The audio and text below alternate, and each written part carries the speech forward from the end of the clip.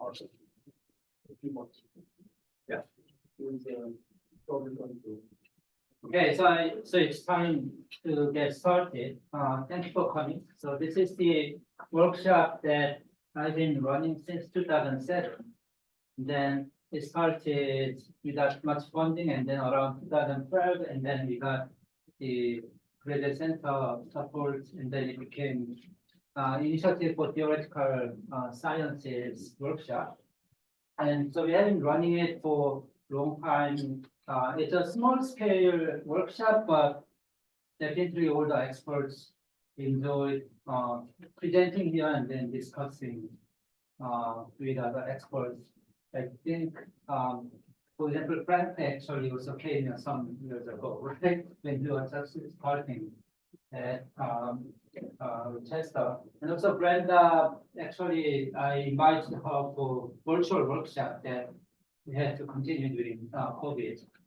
And after COVID, I was away for some article for 1 year, and then starting this fall, I restarted this workshop, and it has been really going well so far. One thing that is important here is that so the talks will be recorded, and then will be available for YouTube. So going forward, you will have actually a good number of people who have watched your presentation. So it will have good impact for you going forward. And with that, I'm happy to introduce Brenda Rubinstein from Brown, and she will be talking about making quantum Monte Carlo more practical. And so it's more like the informal setting. So she will talk for 1 hour and 20 minutes. So I'll give you about 10 minutes before I give you that you have about 10 minutes. In between, you can ask any short questions to help her to understand what should be the major focus. But then if the question becomes longer, you can save it for later. Okay, thank you, Brenda. Yeah. Thank you, Suggi. Thank you for the introduction. Actually, if Suggi remembers, I first started coming to these when I was a graduate student. I think after you started these, maybe it was 2009. So it was at Columbia, and I would regularly attend these, and a number of my students have. So these were great for teaching me quantum dynamics in case I didn't get enough in the Reichman group. So today I'm going to be talking about quantum Monte Carlo made more practical, and I'm going to be focusing on trying to make quantum Monte Carlo into a method that it actually allows us to get at forces. So for quite some time, we'd always hear these tales of quantum Monte Carlo being a powerful method for getting very highly accurate energies of different kinds of systems. But really, the Achilles heel has historically been that it couldn't give you forces. We can calculate forces. They're just very, very expensive. They also come with extremely large statistical error bars. There's actually an infinite variance problem. And so you couldn't really use them in a very practical setting. And so what that meant is you got energies out. You couldn't say anything about dynamics. You couldn't necessarily say anything about geometries of different systems. And so what we've been doing over the past couple of years is really creating a variety of different methods that would allow us to actually extract quantum Monte Carlo forces. So forces that are of the accuracy of quantum Monte Carlo type energy calculations. So I'll go into that today, but suffice it to say, let me say life would be very boring without forces. Maybe this was me earlier this week. I was a little bit sick earlier. Maybe it was me, or it should be me right now because I woke up at 4 a.m. to get on the Amtrak today. But this is relatively boring, right? Nothing's really happening here. Maybe if we want to go Bob Ross-esque, here's a still portrait. It's beautiful. It's amazing, but nothing's going on here. And so life without forces is somewhat boring. So, looking this up on DK Find Out, just because I couldn't put it into ChatGPT, nothing can get moving without forces pushing or pulling. Nothing happens. Nothing would ever happen without forces. And so the fact that QMC hasn't been able to provide forces for quite some time in a high throughput way has been quite a challenge, and has actually made many of these calculations somewhat boring. Highly accurate, great benchmark, but nothing interesting about dynamics. And so the nexus of this story really begins with thinking about electronic structure methods. So modern day electronic structure methods, as you know, have sort of a curse of scaling. So as we increase the prediction accuracy of our different kinds of methods, these methods tend to have a high computational cost. So many of these kinds of methods are either high polynomial, or in the case of exact methods like full CI, they scale essentially exponentially. And as a result of them scaling so high, that comes with quite a number of limits. So if we're thinking about calculating forces, there's a limit there in terms of the scaling. If we're thinking about just getting straight up energies, there's a harsh computational penalty. And so what many have thought about over the years is, could you actually bring these kinds of scalings down in any sort of way? So let's say we picked a method like full CI. Is there a way to get the accuracy of that method, right? So these are gold standard accuracies. They basically tell you the exact result. So full CI is exact. Things like QMC are very close to being exact in many ways.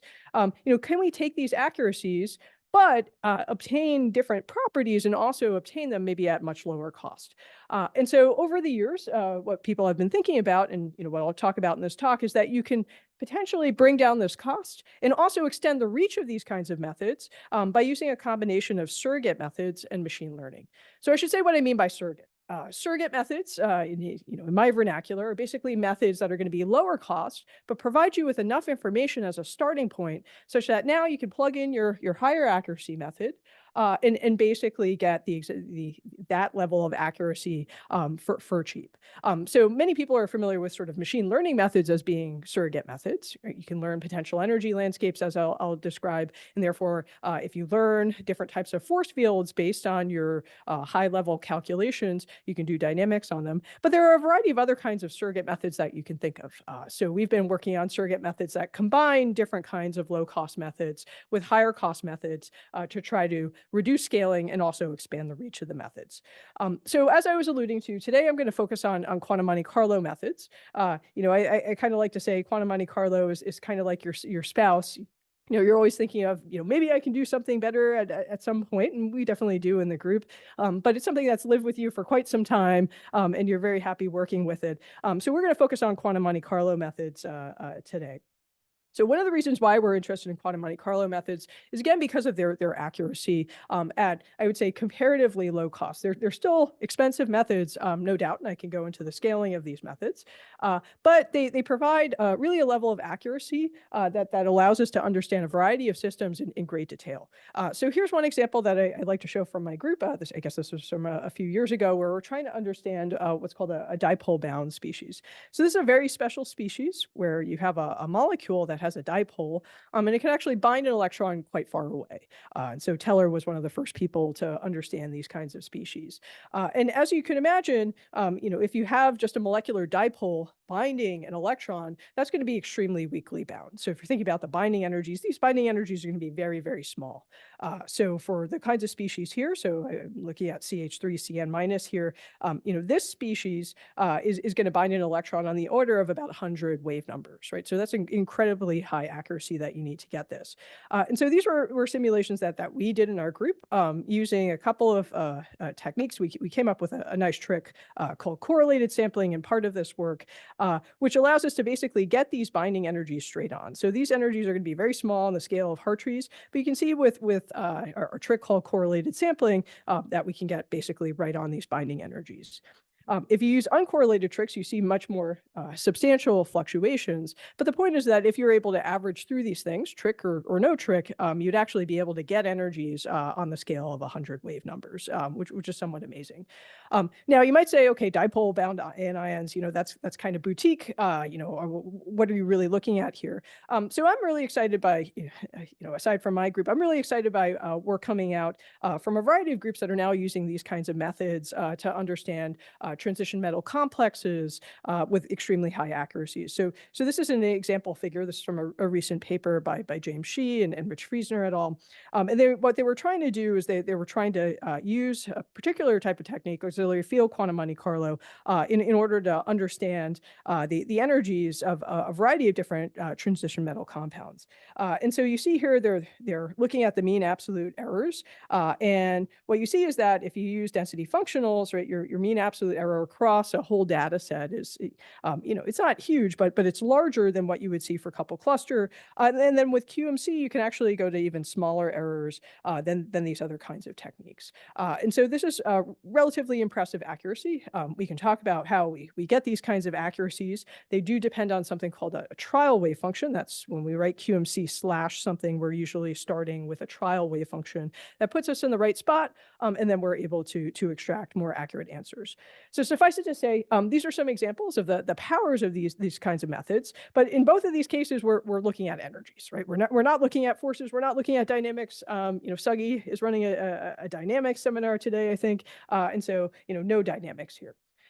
Before I dive into how would we actually get dynamics, let me go into just a slight bit more detail, maybe for those who are not familiar with the method, about what this is. So many of you are probably familiar with classical Monte Carlo. And so in classical Monte Carlo, which I would suggest one of the most powerful methods in classical simulation, what you would do to try to sample things like partition functions is you just randomly sample different configurations that abide by that partition function, right? So you'd come up with accept, reject, metropolis moves to try to sample different configurations. So I'm showing a fluid here, and this fluid consists of just point particles. I'm just drawing something out, right? And if I wanted to sample what configurations abide by its specific partition function, I would continually sample the positions to see which are accepted or rejected based upon the partition function. And so that's traditionally done in classical Monte Carlo. It's probably one of the workhorse methods as far as I'm concerned across classical statistical physics. We can similarly do things for quantum algorithms, and there are a variety of different flavors. So one of the previous plots that I showed was for auxiliary field quantum Monte Carlo. For those of you who don't know me, you probably know that my group does work on this. I won't be talking too much about auxiliary field today, but the idea is that in quantum Monte Carlo methods, we're also going to use random sampling, but we're going to use random sampling to sample quantum properties, quantum objects. So in the case of auxiliary field quantum Monte Carlo, what we do is we start with a Hartree-Fock determinant, and then we sample such that we get random walks in essentially determinant space. So you see these different size, they're going in different directions. And so we're sampling random walks through the determinant space so that we can then construct a ground state wave function that's highly accurate. So this method has proven to be a very powerful method overall. What I'll be focusing on today, however, is diffusion Monte Carlo. I will tell you that everything can generalize to auxiliary field quantum Monte Carlo. There are a few caveats, but the point is in diffusion Monte Carlo, it's a slightly different method. It's a first quantized method where what we do is we create a bunch of walkers that basically sample positions in space that abide by the potential. So whatever potential you impose, you can sample where these walkers are to try to reproduce what the ground state wave function would be in that potential. And so what you do in diffusion Monte Carlo, just to give you a better sense, is you're trying to solve the time-dependent Schrodinger equation, right? And again, it's all in real space. What we can do is we can recast this into integral form. When we do that, we end up with a Green's function, and we can sample that Green's function to say how we go from one configuration to another configuration, R prime to R. And so that Green's function is going to consist of a diffusion term and a branching term. So the diffusion term is just regular diffusion through space. A branching term is a term that essentially allows us to determine whether certain walkers should move forward or not move forward as we go through our propagation. So certain walkers are going to be much more highly favored. They're going to come closer to the ground state wave function in some sense. And so what we're doing is we're trying to populate those more heavily and get rid of walkers that aren't quite as popular, that are not as well sampling the ground state as we go along. And so in this method, we do this continually, and eventually we wind up with the ground state if we start with some initial trial distribution of walkers. And so we can find a trial state, distribute our walkers according to that trial, and then we can propagate and move forward. One thing that I would like to note about this is what's nice about these Monte Carlo simulations is that they give you plenty of samples. So if you are interested in surrogate methods or ML, this is a right place for doing it. You get a ton of data. Some of that data could be correlated, but if you take out that correlation, you're already getting samples that you can train as you go along. I'll just make that note, but we'll come back to these things later. Now, yeah, go ahead. Yes, yes, these are all path integral formulations. Mm-hmm.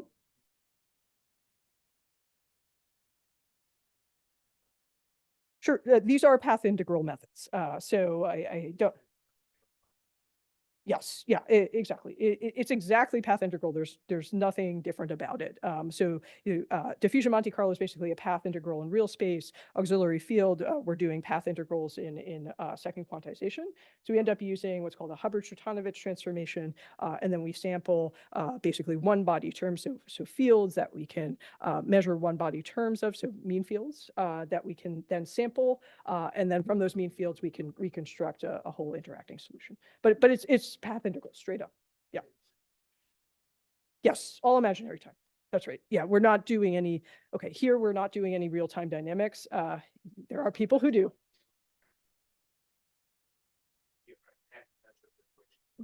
Yeah, I should say imaginary time. Yes, yes. This is the imaginary time. I'm sorry. Good catch. Yeah. So you are calculating on only the ground state because diffusion Monte Carlo can also be used for solid state. Absolutely. Yes, yes. So you can obtain excited states if you have orthogonal. So the easiest way is to come up with an excited state that's orthogonal, or otherwise to start with a trial that will push you towards some orthogonal state in diffusion Monte Carlo. There in auxiliary field, I think there are more natural ways of doing this, but in diffusion Monte Carlo, you basically have to ensure some level of orthogonality. Otherwise, it's hard. Going back to the path integral analogy, so I'm familiar with path integrals for, I guess, systems that have those big polymers and stuff. Yep, like this. yep. So you have a fermionic system. That's correct. How does this come in? Yep. Yep. So here, this comes into play. So I didn't write it out in the equations, but when we actually do this sampling, we have a nodal surface. So we have a trial wave function. The trial wave function constructs a fermionic nodal surface that tells us what pockets the walkers can actually move around in. So basically, you can imagine that you're carving up space to ensure that you are sampling the fermionic problem. If you let the walkers go throughout space, you get a bosonic solution. But if you have these nodal constraints, they basically say that the walkers can't flip from like negative sign to positive sign. And so within those constraints, then you get the answer to the fermionic solution. How do you know the- 100%. So this is always the weakness of these methods. 100%. So I would say in the auxiliary field quantum Monte Carlo picture, I think we're best at finding nodes because basically what we do is we start with trial wave functions that are already second quantized, ground state solutions. So in many cases in auxiliary field, we're actually starting with things like MP2 solutions. We're also starting with couple cluster solutions. So there are some nice new formalisms out there where you can actually combine auxiliary field with couple cluster and start with the couple cluster nodes. And so those are not necessarily 100% exact. Obviously, those methods aren't exact, but that's pretty close to what you would think. Function that has a really good nodal structure, not exact, but close enough. Correct. It has to be close enough. So. Yeah, it's a very good question. So I'm mentioning auxiliary field in this context because it's been shown that auxiliary field is not as sensitive as diffusion Monte Carlo is to that nodal surface. So in diffusion Monte Carlo, usually people use variational or maybe selected CI surfaces. It seems like diffusion Monte Carlo is more sensitive, but at least the results that are out there, auxiliary field is a little less sensitive to that surface. So it depends upon the level of accuracy you want, right? So if you want a super accurate calculation, you're going to need a super accurate nodal surface. For many solid state calculations, you can oftentimes get away with just a variational surface. That's not particularly hard to get. We actually have lots of results that show you can surprisingly do well with single reference surfaces. This is the primary caveat of these methods. Okay, great. All right, so let me go into what I was mentioning before. So what we were saying is that QMC can give us energies. That's great. First and foremost, they're accompanied by statistical errors, and this is one thing to keep in mind if you're thinking about forces. You have to deal with the fact that all of your energies are going to have error bars, and so that's different than many deterministic methods that people usually work with. You see this from this picture. This is the common kind of situation that we deal with, that we have relatively large error bars unless we play tricks. We also don't have forces, as we said. So we can obtain forces. They're high scaling. So they typically scale as a high power and diffusion Monte Carlo of the nuclear charge. And they oftentimes have infinite variance. And so you can't just easily get your hands on forces, at least at this point, for kind of production calculations of dynamics. And so this is a huge issue. We need these things to do relaxation. We need these things to do dynamics. And we need these things to do things that are less boring. So what I'm going to talk about, so I'll start by talking about, yeah, go ahead. Yeah, so what that means is if you actually do your integrals, you'll find that your statistical, so your standard deviations will blow up. So technically they are not converged.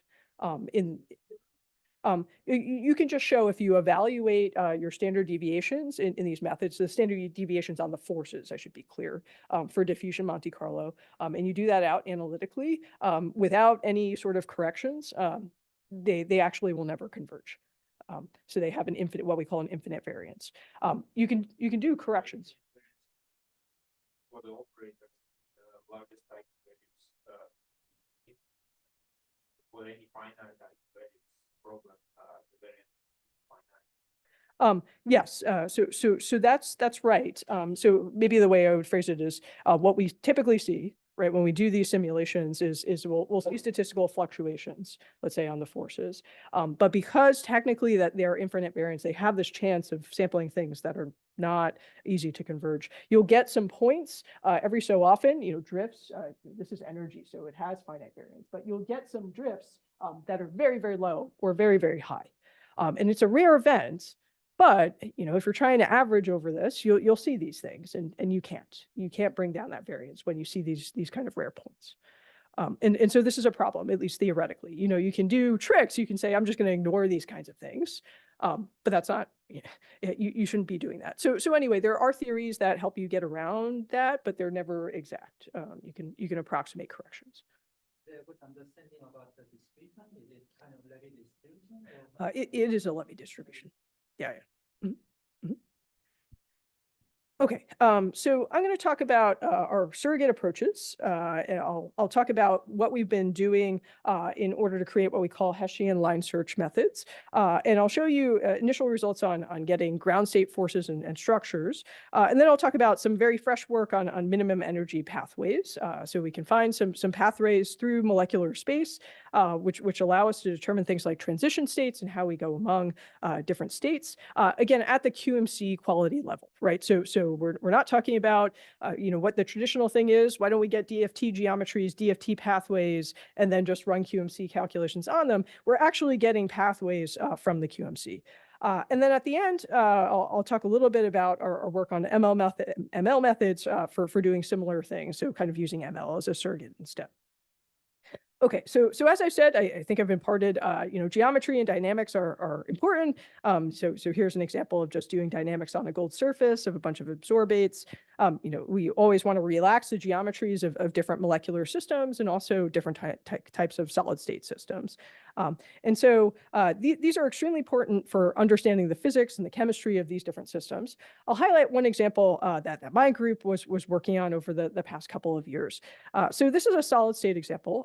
Recently we've been doing a lot of work trying to understand quantum heterostructures. So chromium triiodide is one such a monolayer structure. We've also looked at the heterostructures of it. And what's interesting about this particular monolayer is that it has clear magnetism. So this was one of the first magnetic monolayers that was discovered. And what you would think is that if you look at this and you just look at CRX3, you would imagine that the chromiums basically have magnetic moments of 3. Yes and no. So there's also part of these magnetic moments that happen to go on the iodines, but it's not actually well resolved exactly the source of this magnetism, and it's also not really resolved how this changes as you distort the structure in different ways. And if you look at different methods, so there are a lot of DFT calculations, and depending upon the functional, you get very different results, not only for the moments but also the geometries. And so what you actually find is that based on the geometries you get in, let's say, DFT. Or potentially other methods, it's mostly DFT that was used in the past, you would see that you get very different moments based upon that. And why that is because generally for these monolayer sheets, they're very easy to extend and compress, at least comparatively easy compared to bulk solids. And so as a result of that, they have kind of a shallow potential energy surface that allows them to be stretched and compressed much more readily than other things. And so you can imagine actually getting very different physics as you stretch and compress. And so what we saw was that basically if you want to get the magnetism right, you have to get the geometry right. And so what we did is we came up with a method, and so this is in joint collaboration with researchers at Oak Ridge, where we decided that what we could do in order to kind of get QMC level forces on this kind of material is to use density functional theory. And so what we could do from density functional theory is not only give us, let's say, trial wave functions, but we can also use density functional theory to give us Hessians. And what we would do with those Hessians, right? So Hessians are second derivatives of a potential energy surface, that matrix, is we can use that Hessian to essentially do conjugate gradient. So you can take the Hessian from DFT, and what that Hessian will give you are the conjugate directions to your derivatives along the potential energy surface, and you can use those directions to search for minimum energy points. And so this is a process that people oftentimes use. Let me be clear about how we're using it here. So the DFT gives you basically these search directions. We can assume that if the DFT is giving us a geometry or a structure or a calculation that's within range of what you would actually expect, that its Hessian wouldn't be completely inaccurate. It would point you towards the correct local minima. And so with that Hessian, we can look for search directions. And so, for example, here, if you can see this diamond in the corner, we can start with a starting point on this surface. This surface is supposed to represent the surface for benzene, which is a molecular example that we did. So this is CC bond distance is one of our parameters. HH bond distance is another. And so we start at a starting point. We obtain the Hessian. And then from that Hessian, we're able to obtain two different search directions. So you see one blue search direction and another blue search direction. And along those search directions, what we can do is we can basically put down a few QMC points. Right? It gives us a direction. Then we do QMC at a few places along that direction. And if we obtain those QMC energies, again, we have no QMC forces, we don't have a QMC Hessian, we put down those QMC points, we can then interpolate among those points in order to find what would be the minimum of the QMC along that direction. And we can do that in parallel. So we can do that along the first direction, we can do that along the second direction, and then along both of those directions, we're coming closer to what should be the true energy minimum that would give us our minimized geometry. And then what we can do is we can iterate that, right? So now that we're at those positions, we can go in, we can recreate a Hessian, and then do another line search and iterate until we reach convergence. And so hopefully that puts us in this energy minimum over here. And so what you'll find is that the DFT does have a different minimum than the QMC does, but doing this will bring you actually to the QMC minimum. Okay, so not the DFT minimum, the QMC minimum. And so that gives us QMC level geometries. And so maybe just to speak of this in a little bit more mathematical terms, right? So what we're doing is we're expanding the energy into, we're assuming that it's essentially quadratic, which is oftentimes the approximation. And we're assuming it's quadratic in different parameters, right? So P naught is essentially going to be the minimum energy, the parameter that corresponds to the minimum energy geometry. HP is going to be your Hessian. And as you know from different kinds of conjugate methods, you can diagonalize this Hessian. Once you diagonalize this Hessian, it's going to give you some directions, and those are the directions that we search in, the X's that we search in. What we can do is we can then find the optimal parameters along those different search directions, and then that tells us the geometry. Mm-hmm.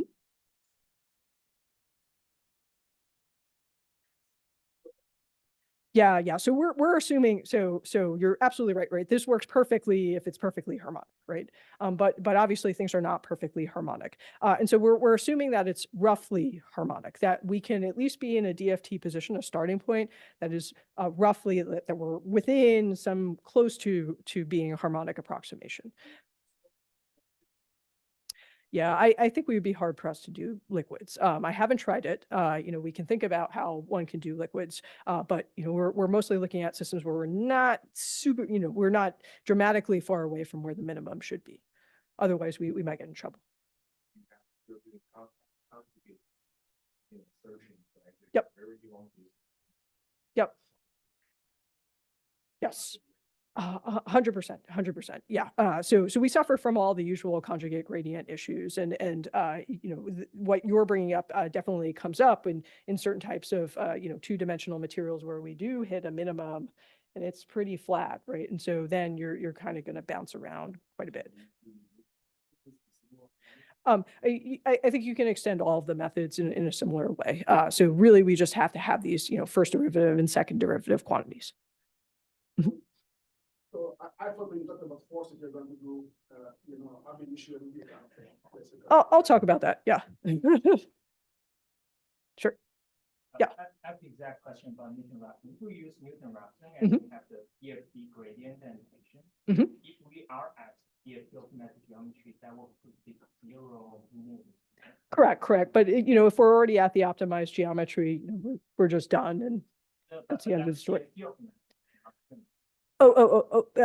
Yeah. So we do put some noise around the DFT geometry. So you're 100% right. So we're not perfectly at that geometry. We move around it a little bit. Yep, you're correct. Okay, so we've used this, and I'm showing the example of a material example. I'll go into some chemical examples in a second to look at exactly that chromium triiodide problem. And so we use this procedure to try to find the minimum. And what's kind of interesting about this is when we were doing this work, we actually, there were no experimental results for exactly what this geometry should be. So there are results, there have been for many decades, results on what the bulk geometry of the system should be. So A naught here is the lattice parameter. And so people did experimentally know the bulk, but they didn't actually know what was happening for the monomer. And so while we were doing these, there were some STM experiments that came out and they predicted these lattice parameters. I'm not showing here, but there are also other parameters about the distances between the chromiums and the iodides and the angles between them. But for the sake of argument, I'm presenting just the lattice parameter. So what you first of all see from the collection of data here is if you do look at the DFT methods, you do see that this lattice parameter is kind of all over the place. So it's fluctuating high, it's fluctuating low, depends upon exactly what method you use.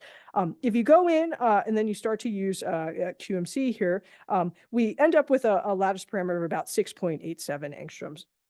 And so this happens to be basically in line with this work. So this Lee work actually is an experimental work over here, but they tried to back it up with GGA plus U and sort of match experimental curves with GGA plus U. We're basically on top of that result. And so that seemed to be a triumph for us to be able to use these methods to tell us the geometry.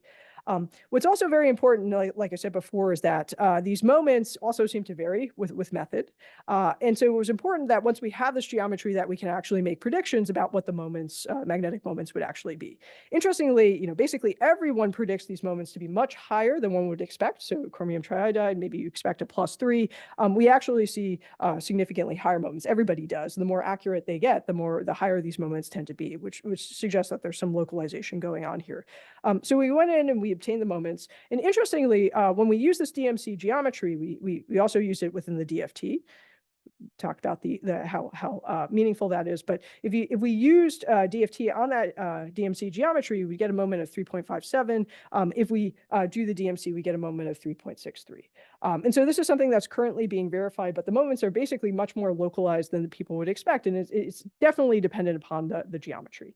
And so this is just showing one example, and there are many examples across the sphere of 2D materials that suggest geometry is really important, even though sometimes it's hard to get the geometry right for monolayer materials. Okay, so this is one example of finding the ground state, but what else can we actually do with this? And so this is relatively recent work. I would still definitely say in progress, but I'll talk about it here today. So we wanted to ask the question, okay, can we extend this thing to transition states? Can we look at some chemical systems? Can we try to figure out minimum energy pathways or other pathways? And so transition states are an easy generalization. Right, so if you're looking for the ground state, we're looking for the minimum in all directions.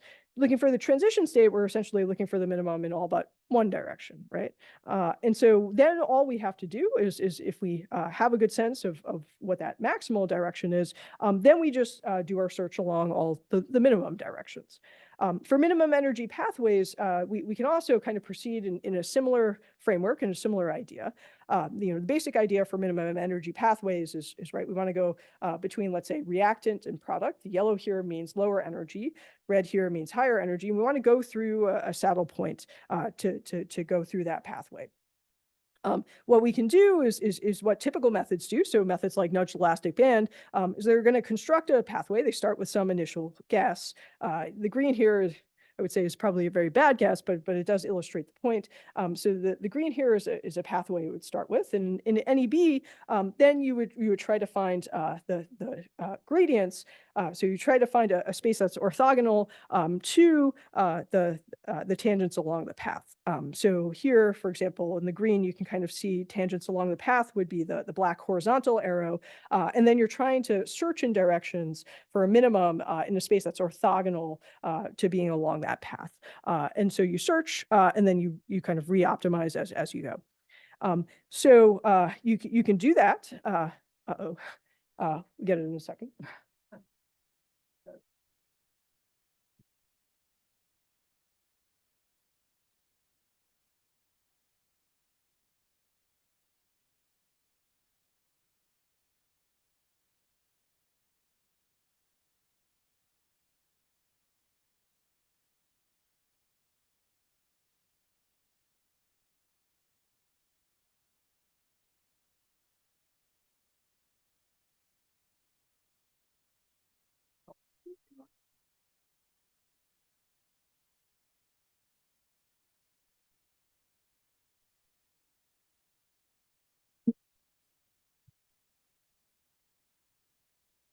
Perfect. Got it. Thank you. Okay, so what we can do is we can construct a search in a space that's orthogonal to the path, and then we can iterate on that search. So ultimately, we want to converge to this purple path, but what we can do is we can start with a green path, and then from that green path, we search in a space orthogonal to the path. That puts us at new minimum energy points, maybe these purple points. Then we're going to search along a space orthogonal to that path until hopefully we converge to the actual path. And again, this is giving us not DFT level NEBs, but actually a true QMC quality minimum energy pathway. So I'll show you a couple of quick examples. We just kind of started on some of these things, but hopefully finishing up soon. So one easy example is ammonia inversion. So an undergraduate in my lab was doing this test case. So right, ammonia inversion, one of the most famous inversions because ammonia flips back and forth. What is it? Something like 80 billion times per second in solution. So this happens very, very frequently going back and forth with the angle.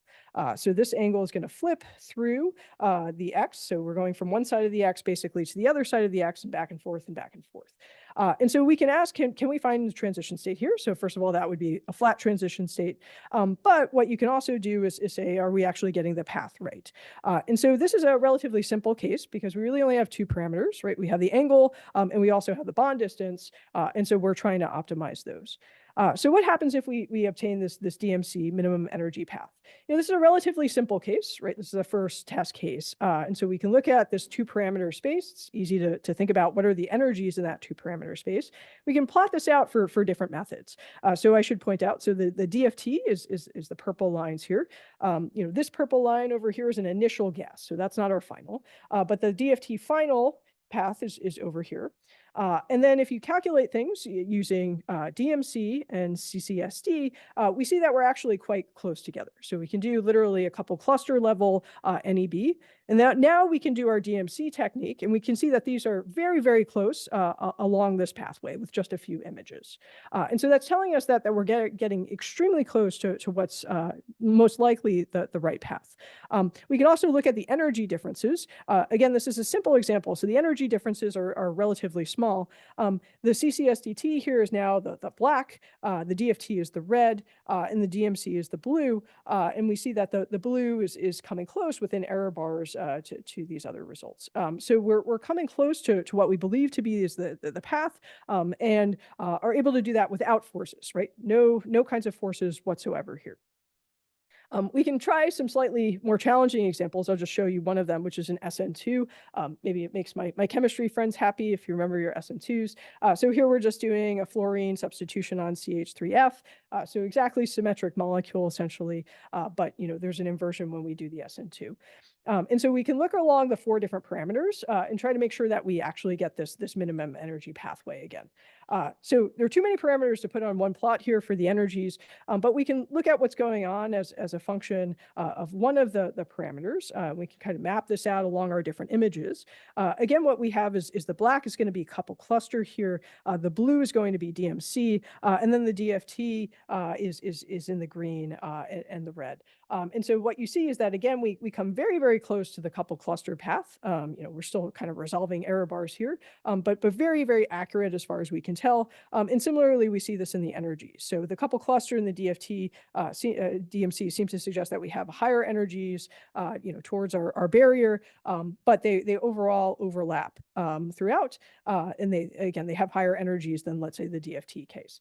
And so this is suggesting that we're actually able to get real paths using quantum Monte Carlo type methods for a variety of different systems. So this is chemical, real chemistry. We can do this for larger systems. What's really nice about our methods is also we can choose any set of parameters, right? So we don't have to use, let's say, real space coordinates to do this. We can choose parameterizations that we think are appropriate to do these kinds of searches in. All right, so this gives us different paths. That tells us one set of surrogates. And the key point with those surrogates is that we were using things like DFT as lower level methods that are relatively quick to give us information that we can then use to correct with higher level methods. Let me go into a second set of surrogates, which are essentially ML. And so, a number of people have been pursuing this. What I would say is different about our situation is, again, we don't have forces, right? So we're training force fields, but we don't have forces. And so the approach that you might be familiar with, and I would say this is, some of these neural networks are a little bit older than some more recent things that have been coming out, but they're still quite powerful, is that we've been training what we call Baylor-Palinello neural networks, right? So these are neural networks that take in different Cartesian coordinates. They symmetrize those coordinates, and then they use neural networks to predict the energies of the different atoms in a system. Once they have those atomic energies, they just sum up those energies to produce an energy for the entire molecular system. Here we're only looking at short range things, so nothing super long range, so we're not going to worry about any of those details. But what these neural networks will learn is given different geometries, what are the different energies? What they'll also learn are what are the different forces. So if you have an energy function, then you can differentiate that energy function with respect to the parameters, and that will basically give you the forces. And so our idea was, people have been using this with forces for DFT forever. I show an example on the left of platinum vacancy formation. You can train these neural networks. They're super powerful, and then you can just run dynamics using them once they're trained. What we want to do is the same thing, but again, without forces. So we are not actually training on forces, which is the difference here. We're using these networks to get forces out, as opposed to training with them. So we did this for a few cases, and I'll talk about where we're at the end using more sophisticated neural networks. And these are just to exemplify the technique. So, C2 is pretty trivial, right? There's really only one direction. Water has 3 degrees of freedom, CH3Cl, now we're getting to 9 degrees of freedom and trying to understand, can we actually train dynamics and get dynamics from this? So our basic workflow is we obtain a bunch of molecular geometries. So a bunch of, in this case, usually means on the order of 1,000 or so. Depends on the situation. Maybe we have to go up to 10,000 or so. We obtain those molecular geometries. We run them through Quantum Espresso, so it's a DFT calculation that gives us trial wave functions, as we were discussing. We put those trial wave functions into something like QMCpack in order to get quantum Monte Carlo level energies. Then we use those energies to train these Baylor-Palinello neural networks. There are lots of different packages for doing this. I'm not going to choose favorites here.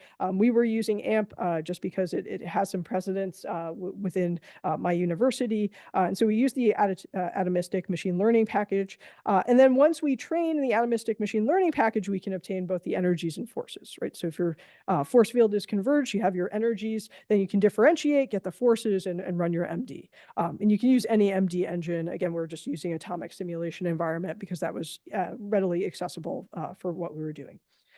We initially did this in an inactive way. I'll get to active in a second. So inactive just meaning, we come up with our set of geometries and we train, and that's it. We don't change those geometries as we go. So here's the first example, simple case, C2. So this gives us an energy curve here, as you might expect for CC bond breaking. You have your DFT answers, and then you have your amp torch with forces and without forces. So why am I showing you this? So far we have, there's no QMC here. This is just to show what's the difference in performance if we train a network with and without forces. So if you have DFT will give you forces, but you can also just decide to train without them. And so we see for the energies that they lie basically right on top of each other for all these cases. If you do the DFT straight out, if you use a DFT neural network trained with or without, you get the same thing. Obviously, you start seeing discrepancies for the forces because typically you're not training directly. We don't have forces. We're not training with them. And we're also not, making sure that we're specifically optimizing for the forces. And so you see that these forces actually are where we see the differences emerge. So there are slight differences in the forces, but the overall curvature of what you would expect for the force curve is roughly correct. And so this suggests that with enough training, you can get these things right. So suffice it to say, we've gone ahead, we trained for a number of different systems, and then once we do this, we can do different types of optimization. So for C2, we can optimize its bond distance. We do this in just a couple of iterations with QMC. So the red curve is now QMC. And we can get to that lowest energy configuration in a few iterations. What you can see for the QMC is that we have a few iterations that are going, that keep on going just because of the error bars. And you can do the same thing for CH3CL. So this has 9 degrees of freedom, and then you can iterate to also get relatively good geometries at what we call the DMC level. So I talked about an approach earlier where we're using surrogate Hessians to try to get at optimized geometries. This is another approach. We train force fields, we machine learn those force fields, and then we try to find minima. And so both of those are possibilities. They have cost-benefit analyses depending upon what you do, right? The surrogate Hessian approach you can use in any situation as long as you can get those Hessians. The machine learning approaches, you obviously have to train for specific cases in order to use those machine learning techniques. We can also do dynamics. I show a trajectory just to give you a sense of the kinds of dynamics we get. So in the red, again, is our QMC dynamics using these force fields. And you can see the oscillations in the bonds. So this is for CH3CL, and this is the CCL bond distance. And we get roughly similar amplitude oscillations. What's really the best thing to compare, obviously, trajectories are subject to, ergodicity issues and so forth. You'll never get the same trajectory twice. The better thing to compare really the probability densities of getting different energies and getting different bond distances. And so we're within range using these DMC kinds of force fields, at least within range of the other kinds of force fields that are trained with forces. So this is one approach for dynamics. You'll definitely say, this was our first go, and we trained directly on all of our DMC energies. What can you do better here? Can you do better for cheaper here? And what you can do here is obviously use things like transfer learning. So we started to use transfer learning, and I'll just give you a quick summary of this. We're still working on this. Actually, we didn't originally go after this for DMC. We actually went after this for quantum computing, but that's a story for another day. So what you can do is instead transfer learn. Right, and the idea here is I'm not going to spend all my time generating DMC data. Not going to, QMC costs energy, costs time. And so instead, what I can do is I can train on DFT data first. And in principle, that should be much more abundant. I can calculate lots of configurations at DFT. I can train my network on that. And then I can transfer weights by now learning on fewer samples of a higher level method. So here I write VQE because we are actually doing this in a VQE setting, but this could be any higher level method. It could be QMC, could be a couple cluster, it could be whatever you want. And using these fewer samples, we can now train a much more accurate network that reproduces the forces and the energies we need at that level. So the baseline here is because of the fact that you're now pre-training, I'll call it pre-training, it's not quite the same thing, but we're now training in the first place on DFT. It's obtaining a lot of the basic knowledge from DFT before having to put in some QMC information. So it's not like you have to do all this QMC effort to learn the QMC energies. You can actually let DFT, again, spend most of the time on the DFT, making the effort to teach your network, and then you can kind of fix it a little bit around the edges is the basic idea of the transfer learning.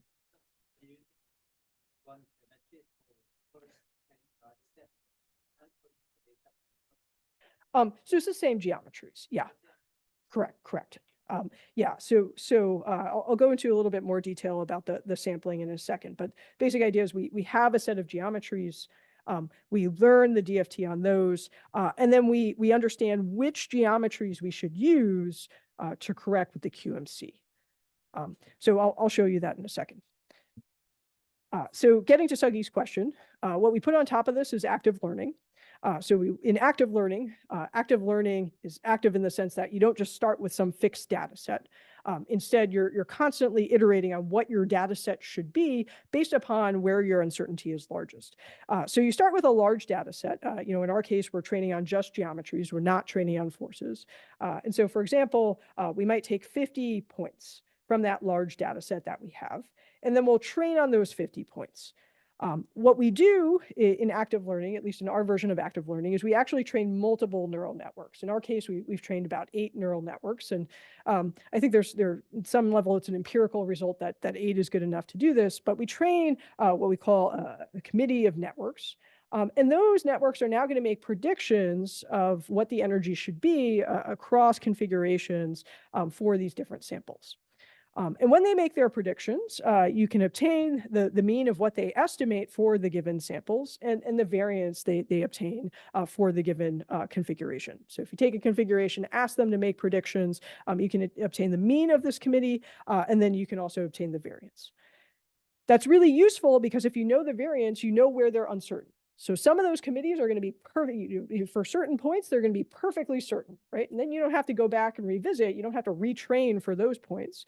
But for the points where things are not certain, then you want to go back and retrain. So if you obtain a point that has high variance, then you'd go back, you'd add that to the data set, and then you would retrain on that new data set. So for example, here we could identify maybe 10 high variance points. So we're not getting agreement on those points. So we're going to add those back and now train on the 50 plus 10 and do that over and over and over again. And so in that way, that's telling us which points we should be spending our time on. And it's also letting us use a relatively small training set. So if you just do this bare, I was talking about thousands of points before. Well, instead, we can start with a small set, maybe 50, 100, and then let our active learning tell us which other 50 and another 50 until we get to the level of variance that we want, right? So we can say we want this level of variance and then go forward. Sorry? How do you choose the committee? These are all the same Baylor-Parinello neural networks. They're just going to end up after being trained to give you slightly. They have to different Uh-huh. This is just a few of them. Yeah, so we're literally just training separate networks. So it's not like we're training a larger set of network. Like we literally have 8. We train them, and when we train them, they can train to have slightly different weights. So are they identical networks, but are they different in some ways? So the network structure is the same. The weights are different. How do you Yes. Yep. then? Mhm. Correct. Yep. I guess you can say something like that. Yeah, so they're trying to converge. So they're trying to basically converge. When you're optimizing within a neural network your function, they're trying to converge that function, and they end up converging in slightly different ways. Okay, so I'll just quickly say, and then I'll wrap up. So we've started doing this for water. We have much larger systems in the pipeline, but just to show you the water example, because we were talking about that before, we developed a data set for water, simple enough. You can do MD on it. You can also do just grid-based sampling. MD is nice because at least you don't have to think about what your grid looks like for obtaining a training set. And so you can kind of see the MD wiggles here just in our configuration space.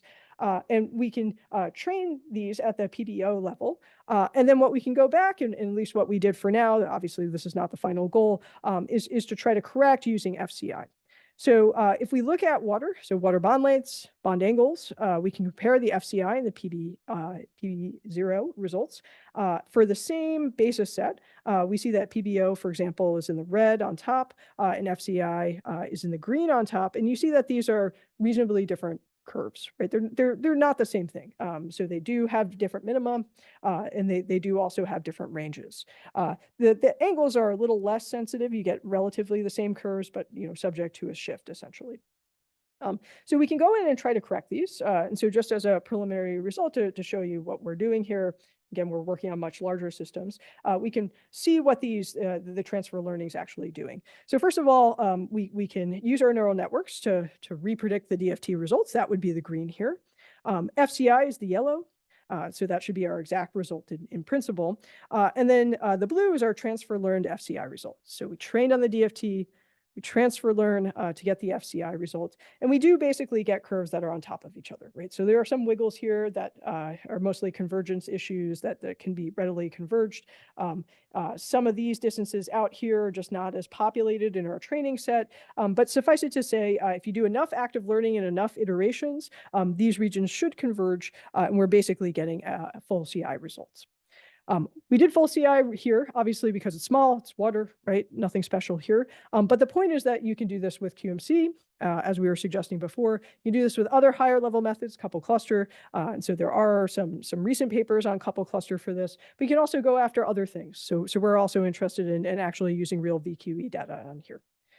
All right, so suffice it to say, I'll just summarize for today.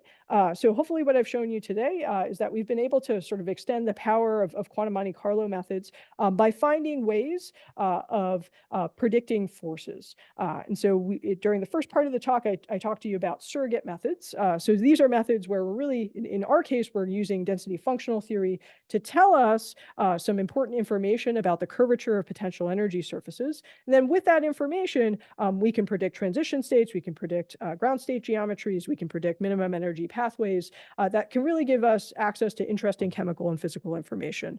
More recently, we've been looking at different types of machine learning methods. I'd say these both have their pluses and minuses in terms of methods, depends on what you're trying to achieve here. But with these ML methods, we've been trying to obtain real QMC dynamics using force fields that are trained on QMC data in different ways. So with that, I'd like to thank you all for your attention. I'd also like to thank our funders.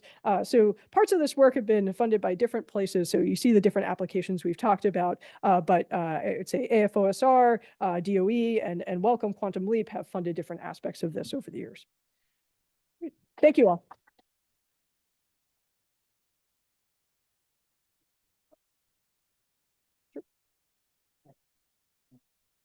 Very nice talk, Brad. I have a question about the infinite variant. Yep. Kind of variant for QMC. Mhm. Is it only applicable to DMC or? No. So AFQMC also technically, yeah, it does. Mhm. I've seen Shiwei's work on force in, they do some. Yes. Yes. Mhm. How did they get it? Yeah. So actually, if I remember the paper correctly, they didn't address the force issue there. Shiwei has some other works where he addresses the infinite variance problem in other contexts. And so there are techniques and corrections that one can do in order to get rid of that infinite variance. But if you do a straight out sampling, it's there. So he may have incorporated some of those techniques into the force paper, but I don't think there was an explicit discussion. I remember they just back propagation plus Yep. MSMN theory. Yep. Seems very straightforward. Right, right. In AFQMC, it's much more straightforward than in the DMC context for getting forces. So AFQMC, you can do straight up Hellman-Feynman. In DMC, you can do Hellman-Feynman, but then you need a whole bunch of different corrections. It ends up being just harder mathematically to get at. You can't use the same tricks that you would in second quantization. Yep.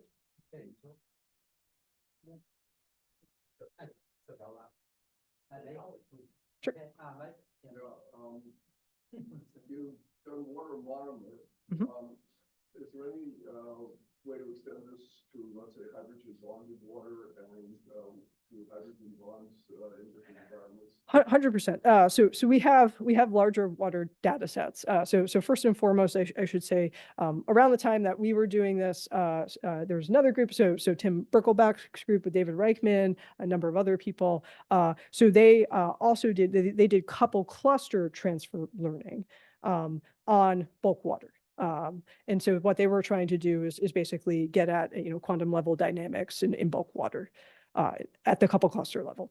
And so, so our methods are very, very similar. We have training sets for water. We're not going after water. They already did water. So we're not going to re-go after water, but it's out there.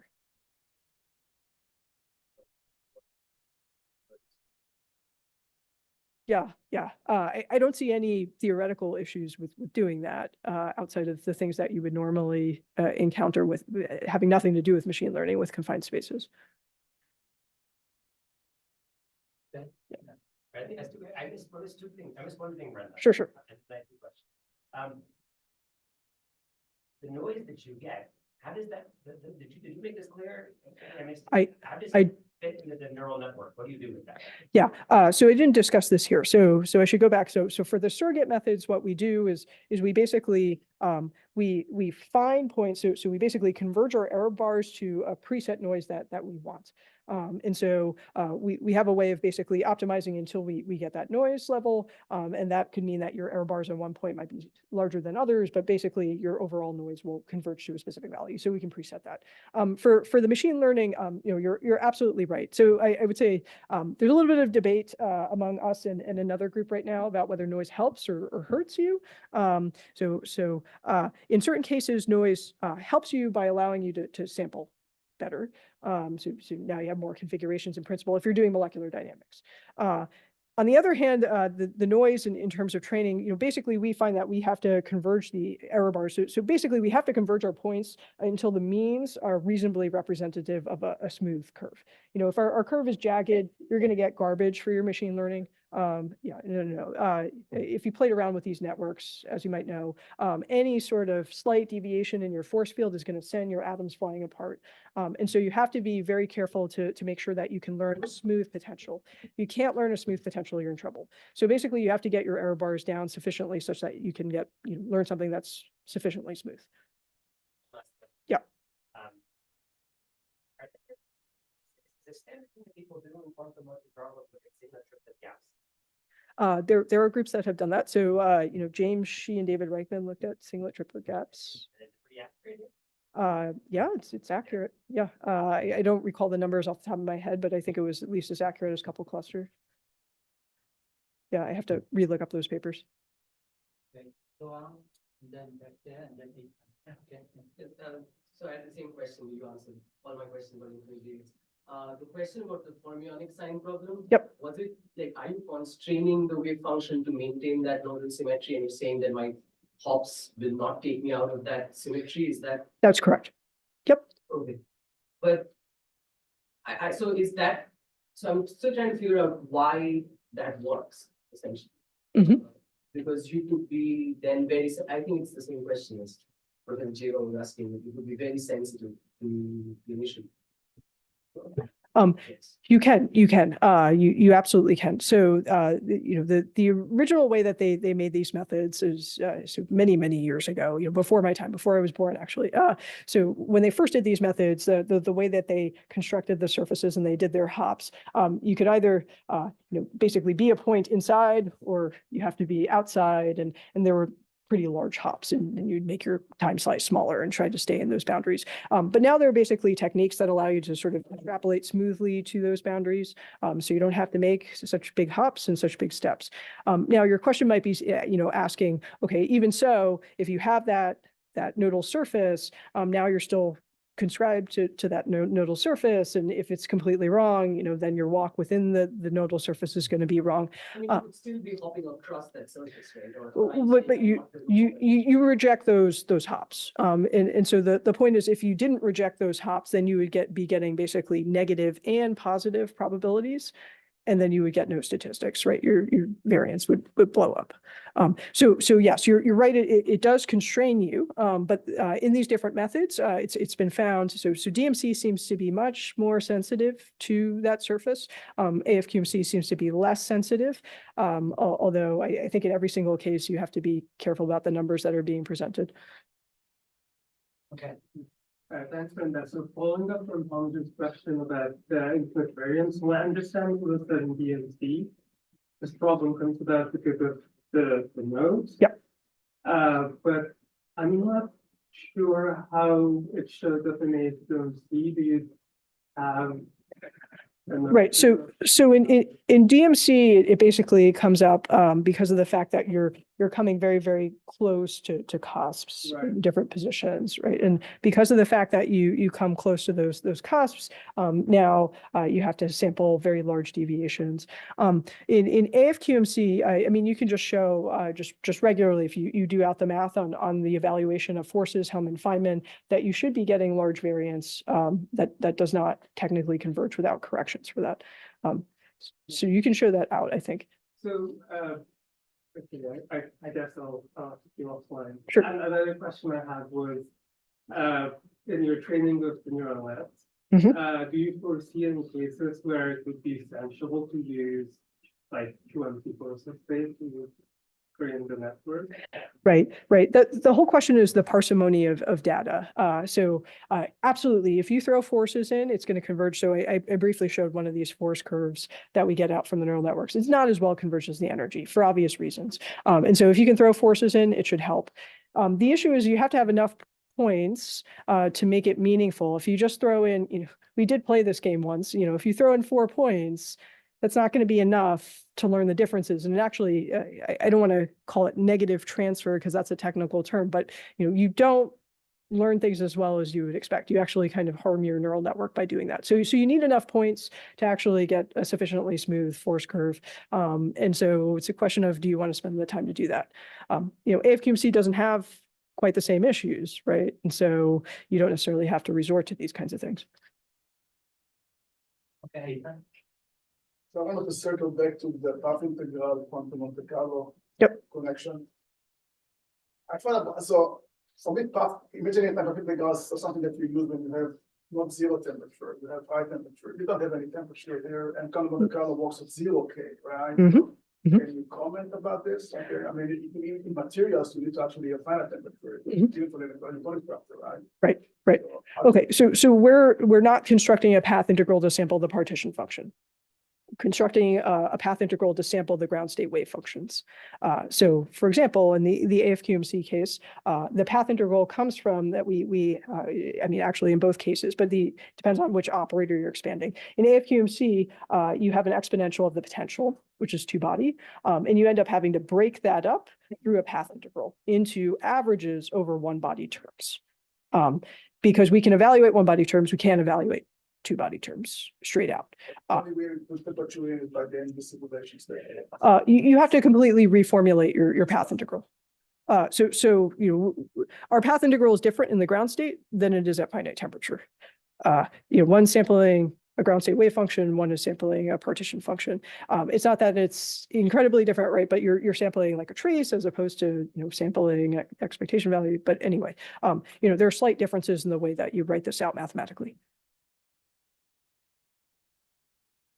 Yeah. So related to the force evaluation through Hellman-Feynman theorem, right? You basically have, Brown-Cat at time t, and then you can write it down into 4 backward propagators. I wonder, your community have people thought about combining, 4 backward propagators, measuring time and expanding the path difference two different orders and then basically converge into each order. Mhm. The trick the real time Yeah. dynamics have been trying, it doesn't work really well because of the sign issue, but I guess it could work in imaginary time searches. It's an interesting suggestion. I don't know that anybody has investigated that as thoroughly as they could. There's one issue with doing back propagation. Ankit might be an expert on the back propagation here. So there are issues with us doing back propagation to try to get things that are that don't commute with the Hamiltonian accurately. And so that takes a lot to begin with. And so doing the forward backward might be very challenging to do, but I don't see why that's necessarily a bad suggestion. I think it's probably something interesting to look at that people just haven't spent as much time on. If you remember maybe Nancy Motley back in the eighties, this was also before. Right. They can show that if that do not commute with Hamiltonian, you can convert that into like a jump operator. Yep. Maybe those are traits could be. Yeah, it's an interesting point. As far as I know, I haven't seen anybody thoroughly investigate that. Could you maybe summarize the constant loss versus for these two Monte Carlo methods, auxiliary field and Sure. diffusion Monte Carlo? Sure. Yeah. Sure. Yeah. Didn't want to make this into a talk about DMC versus AFQMC. I work on both, so I'm trying to be impartial. So AFQMC, first of all, is a second quantized method. What that means is that you can start with fully second quantized trial wave functions pretty readily, and you can play some tricks. Ankit's someone who's done some tricks with a couple cluster wave functions to wed the AFQMC to those different trial wave functions. And so that's more seamless. So that's an advantage, I would personally say. Another advantage is at least it seems to be that it's less sensitive to the nodal surface, as I was saying. Disadvantage of this method is basically that you still have to work with a finite basis. And so you have to converge your basis set just like you would most second quantized methods. On the other hand, DMC, it's first quantized. There are no basis set errors, right? It works in the infinite basis set limit because it doesn't use basis sets like that.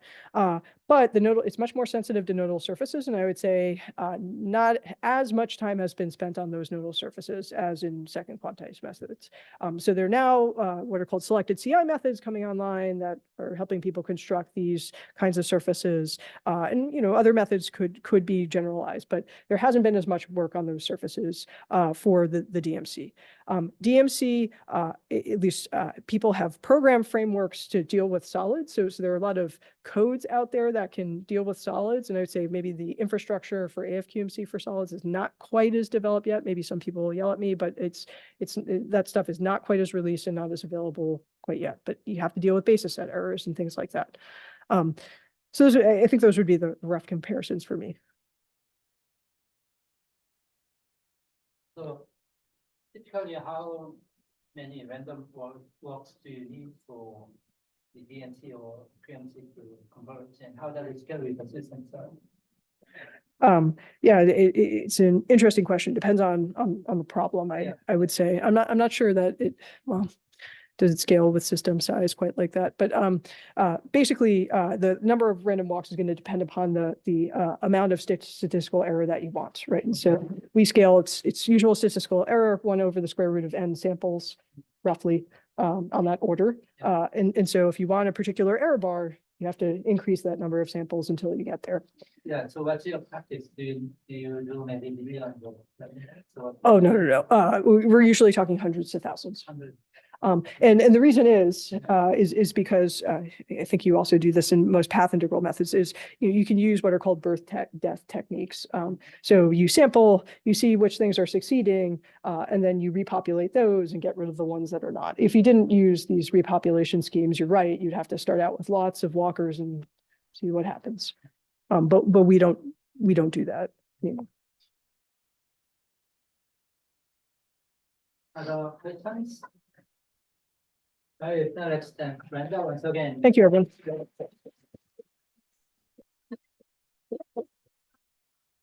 Okay, so next speaker will be Arthur. So while the setup is presentation, we have about 5 minutes.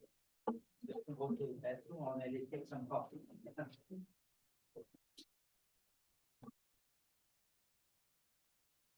So we'll start at 11 a.m.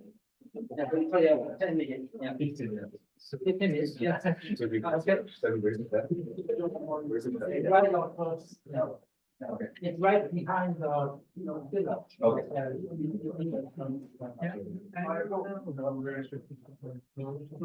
I see. So 15 minutes. Yeah, how are you?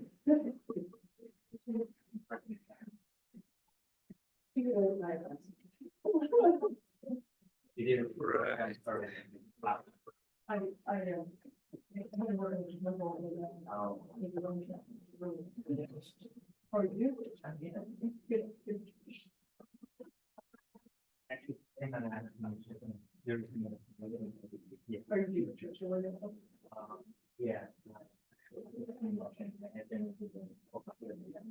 I recently decided to make it also out of financial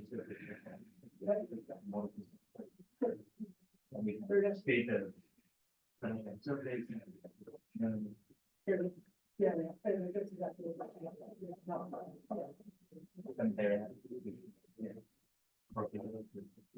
Yeah, we're obviously, asking a question about what, which is basically.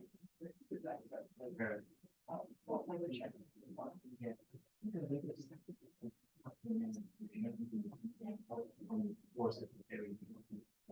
Knowledge is because the number of you don't, it just doesn't scale very you only have one energy. Yeah, I'm well aware, but at the same time, it's. Yeah. I totally agree, like, I know that right now. Yeah, I know, it'd be super interesting. We're mostly focused on one.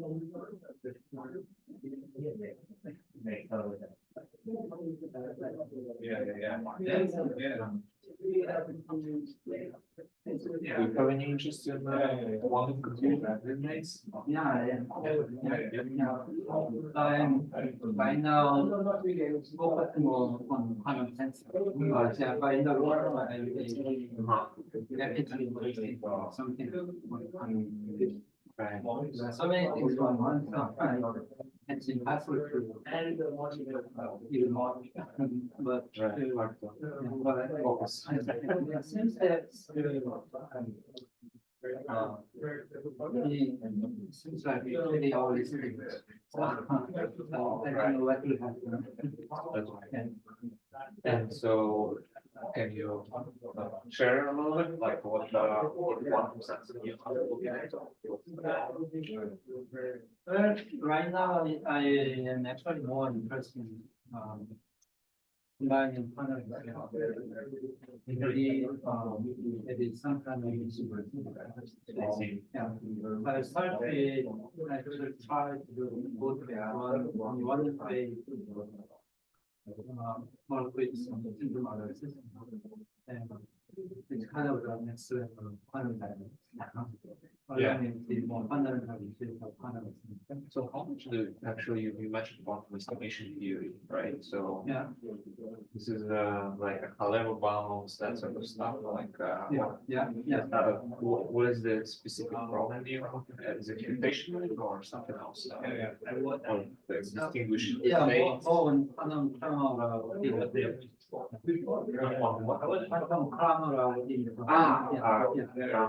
Yeah, okay, yeah, right.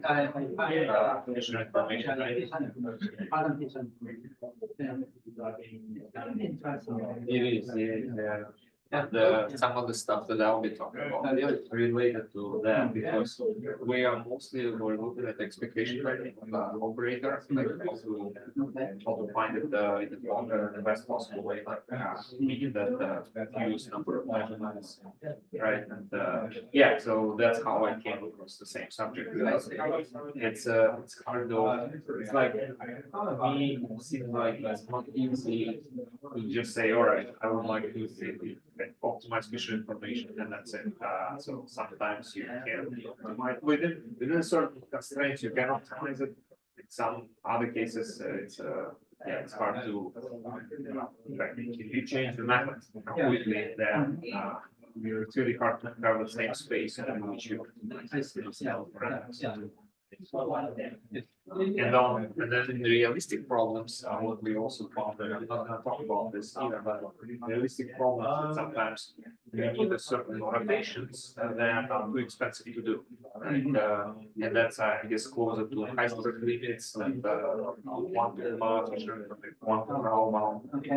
camera bounds, where you sort of can potentially extract even more efficiently, but the number of operations that you need to do coherently is so big that current devices will not be able to do it. You will get the noise from decoherence before you get something out of it. Right? So, yeah. But what sort of quantities you are interested to extract?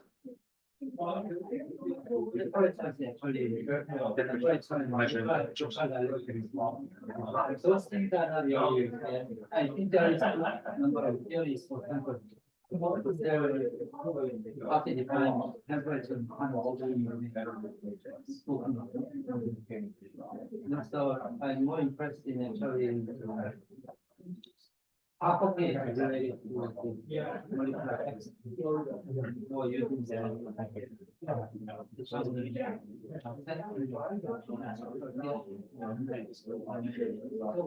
the most people have been focused on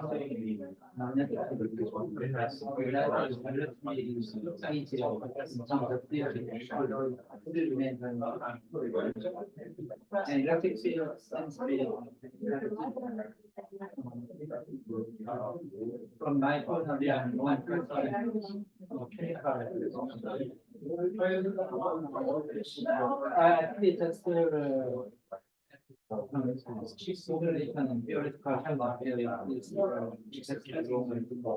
so the other end, I was trying to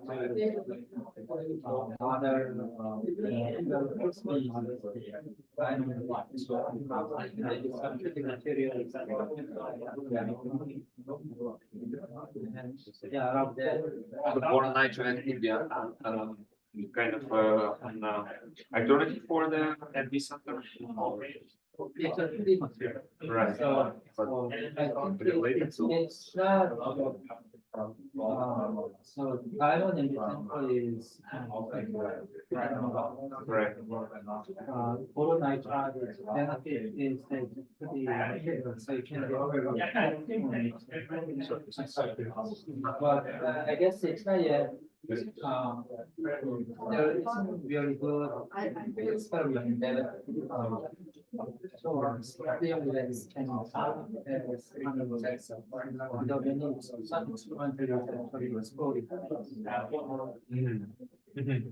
yeah. But is there hope that it could have like yes, sensing capabilities between some? I don't know. Yeah, that's why it's actually worthwhile to figure out. Yeah.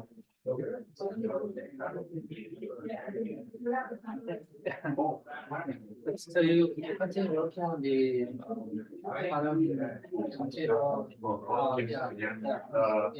Right, well, yeah, potential extensions would be again nuclear problem, but not yet dynamics because we are still hoping to get the early advantage, right? And you don't want to go to the later to the problems where mapping to qubits would require a lot of qubits.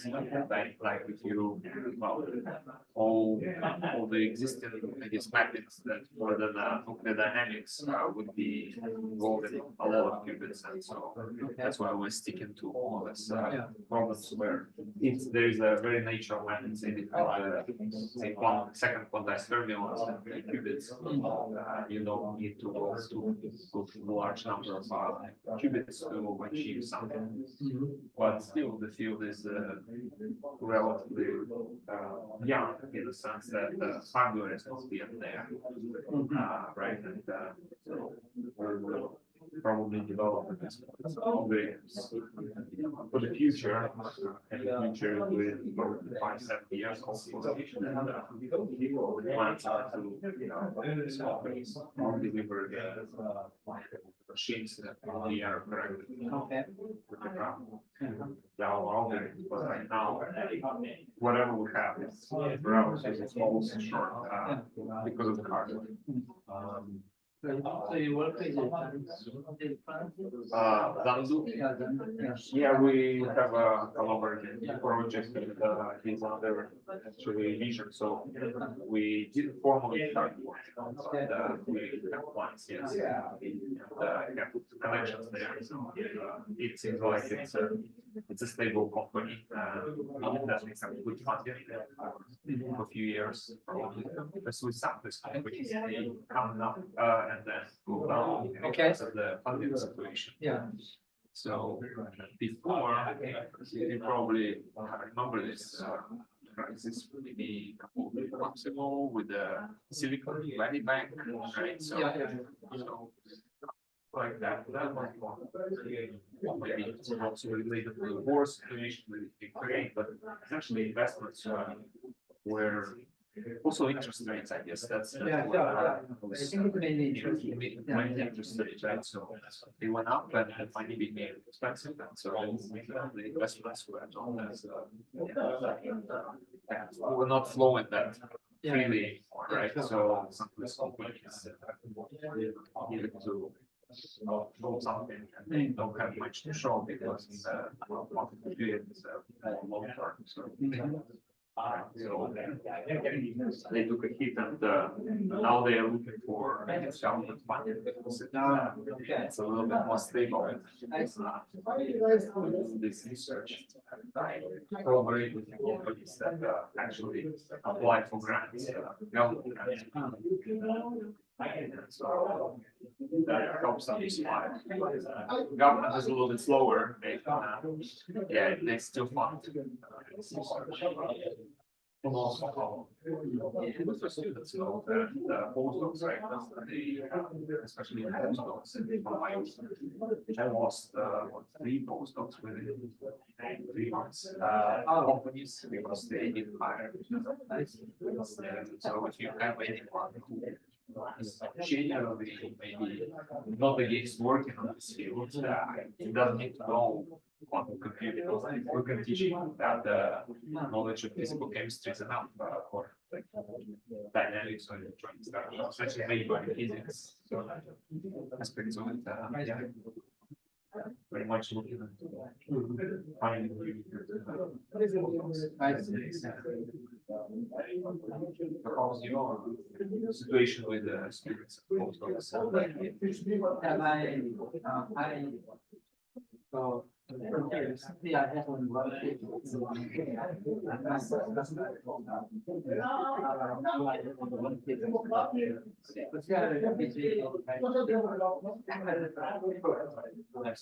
So what's the where do your students mainly come from? Like other undergraduate schools? I heard we had much students, but maybe 70% of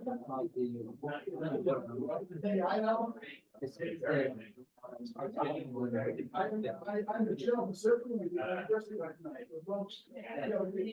One way we can hire. it's the problem. So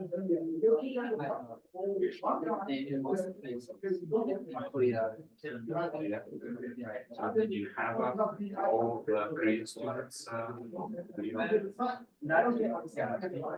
Students, no matter what, there are places.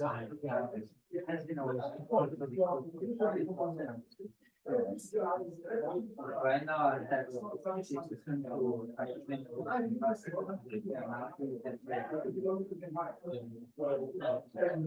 we have been working on the Yeah. Is, appropriate, I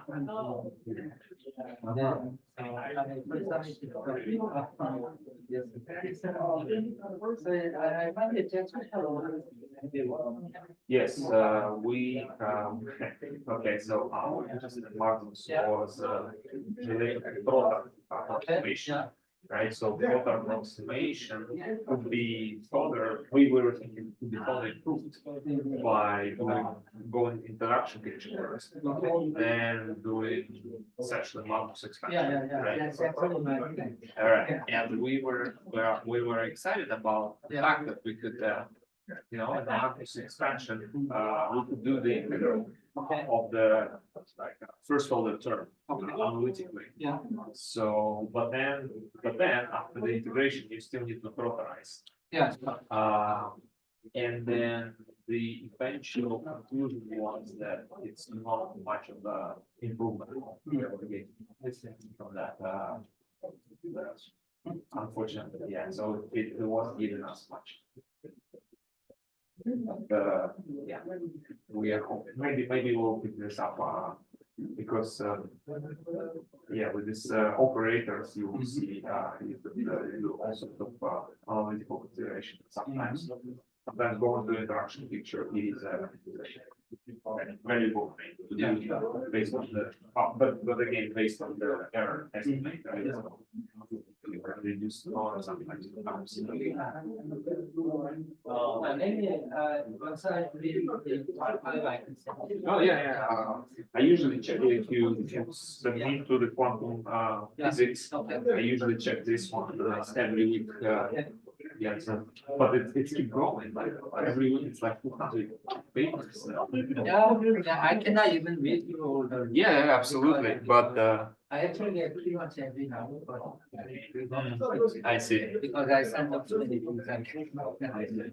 Yeah, and just during the weekend, I try to sort out all the submissions of the week, and, most of the times I can keep up with it, I usually do, I send the title, like when I find something, like up to 5-6 titles. Okay. I send it to the group members, saying, okay, you go read and maybe report on the group meeting.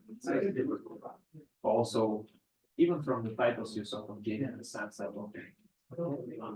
Let's get started. Yeah.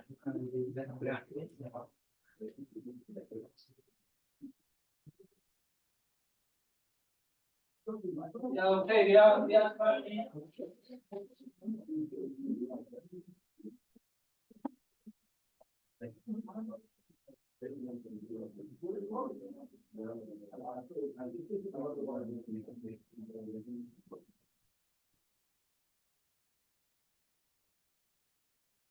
Is this one of? It's just an image that, Yeah. some people made for me, and, they keep using it, molecules, and, yeah, I think it's a part of the quantum chip.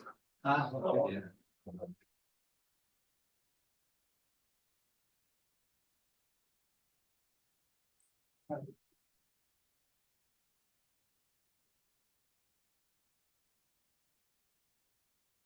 Okay, so our second speaker this morning is Arthur Ismailov from University of Toronto. He will be talking about quantum chemistry on a computer, and I heard that this is the actual quantum computer here.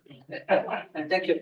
Yeah, it's an artistic representation of, yeah, chemistry merged, with the quantum computer stuff, but this is the equation which, I guess we will be trying to, solve, right? And the quantum computer, quantum chemistry equation, electronic structure problem, and, there will be a lot of similarities with Brenda's talk because essentially I learned today that whatever we are doing here could be also called surrogate methods because normal electronic structure theory could be used as an input for quantum computing methods to make it even more accurate, right? So that will be one of the ideas. And you probably, when it comes to quantum computing, you probably heard about qubits. You probably heard about people trying to achieve quantum supremacy. Google announced like 2 or 3 years ago already, I think before even pandemics, that they achieved quantum supremacy, and they achieved it. What quantum supremacy essentially means is that they found a task where a quantum computer can do better than the classical one, even though it was disputed after. But either way, so the task was not very useful. It was maybe useful for online casino or something. It's like a kind of sampling from random distribution, which is seriously a problem, because if you cannot generate random numbers very well in online casino, you could be hacked, right? As I learned actually from my colleagues who are doing this random number generations. But either way, for us, it's not very useful. And what we would like to use quantum computers for quantum chemistry, because why quantum chemistry? Well, because it's in many problems, it's like this kernel that would be nice to have to generate potential energy surfaces. And it goes essentially in many places. And I'm not probably going to go into the discussion further. Just you're probably all familiar that this is a difficult problem, because if you don't do any approximation, it scales exponentially with the size of the system. Number of electrons grow, right? And one may wonder why digital quantum computers is such a great idea to kind of address this problem. The simple explanation for that would be, okay, if we write down our electronic structure problem where big R's are just nuclear parameters, we fix them, right? And like chemists like to do second quantized form, we introduce essentially a single particle basis functions. Then the solution for this problem can be written as a linear combination of Slater determinants. And here the Slater determinants, these ends are essentially zeros and ones, either occupied or unoccupied spin orbitals. And the coefficients here, we have the exponential number of them, 2 to the n, right? So very, very simple, and even I would say oversimplified the representation of the problem. Now, when we start thinking about qubits, that they are two-level systems, and they naturally, essentially, will represent our 0-1 product state or Slater determinants. Why? Because for a two-level system, you could think also about it as an arrow on the block sphere, and the only two kind of orientation of that arrow we will need is up and down, right? So you can clearly kind of map the product of n spin orbits to n qubits, right? If it's a single product, then you could easily get a product like this out of the qubits. And then if you want the exponential number of such products, then you should use power of entanglement. And this is essentially a superposition of multiple qubits. And then you have with n qubits 2 to the n complex numbers to play with, or to use them to represent the solution of this problem. Okay, so this is pretty much the very standard way of motivating why we think that qubits will help us solve the electronic structure problem. Now, at this point, we all can realize this is really just like the way I like to think about the qubits essentially provide you exponentially large piece of paper where you can write down the solution, but someone also needs to get to that solution. Someone needs to figure out how to find this coefficient. So, and then you can use qubits to represent them, right? Now, this is where Richard Feynman comes, the quantum algorithm statement that, well, nature is in classical, we should use quantum, essentially I'm paraphrasing this statement. We should use quantum mechanics or quantum objects to solve this problem.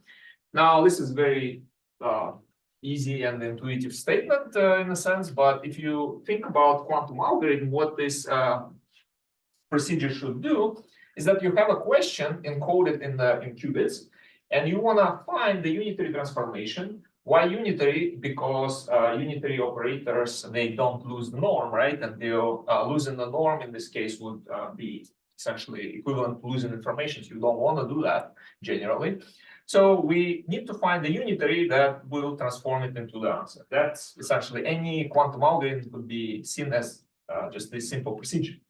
Now, unfortunately for us, the quantum mechanics that our friend Feynman sort of suggested to use, we cannot control every transformation that or every quantum system easily. So what we usually need to do is to break down the unitary that we maybe think will get us to the answer into the steps that actually machines that we can control or quantum systems that we can control can do. And that's called compilation problem. General, and it's not that easy, as you'll see in a moment. We'll dwell into some of the details of the procedure. But then the statement that Feynman did actually is not that simple. It has a second part, which I like even more, because it's sort of, people forget about this usually, but he says it's a wonderful problem because it doesn't look so easy. So I was surprised initially. I thought that, okay, he just suggested that use quantum systems to model quantum phenomena, and this is very kind of naive in a sense.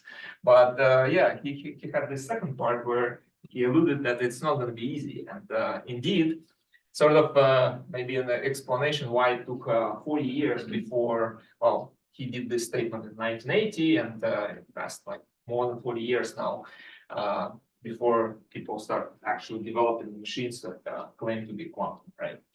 So it's not that easy to do. Now, which brings us to what quantum computers can do these days. You probably also heard about these giant companies that develop quantum processors. And all the hype about increasing number of qubits, right?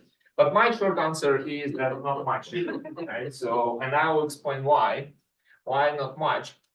And again, going back to this simple scheme of the any quantum algorithm, the problem with this is that once you start affecting your qubits, once you do the operations, then errors accumulate, right? Also, your qubits lose coherence. We'll hear probably a lot about modeling open systems. Essentially, we are dealing in reality always with the open systems, right? And the coherence effectively introduces errors, and those errors need to be corrected if you want a calculation that is precise, right?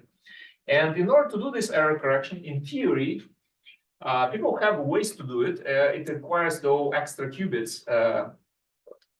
Actually 1 to 10,000 qubits, depending on how actually good your qubits are. So and how often the error happens. Then in realistic ranges, it's you need a bit of like 1,000 qubits to correct one. Well, to have one correct qubit, or sometimes it's called logical qubits.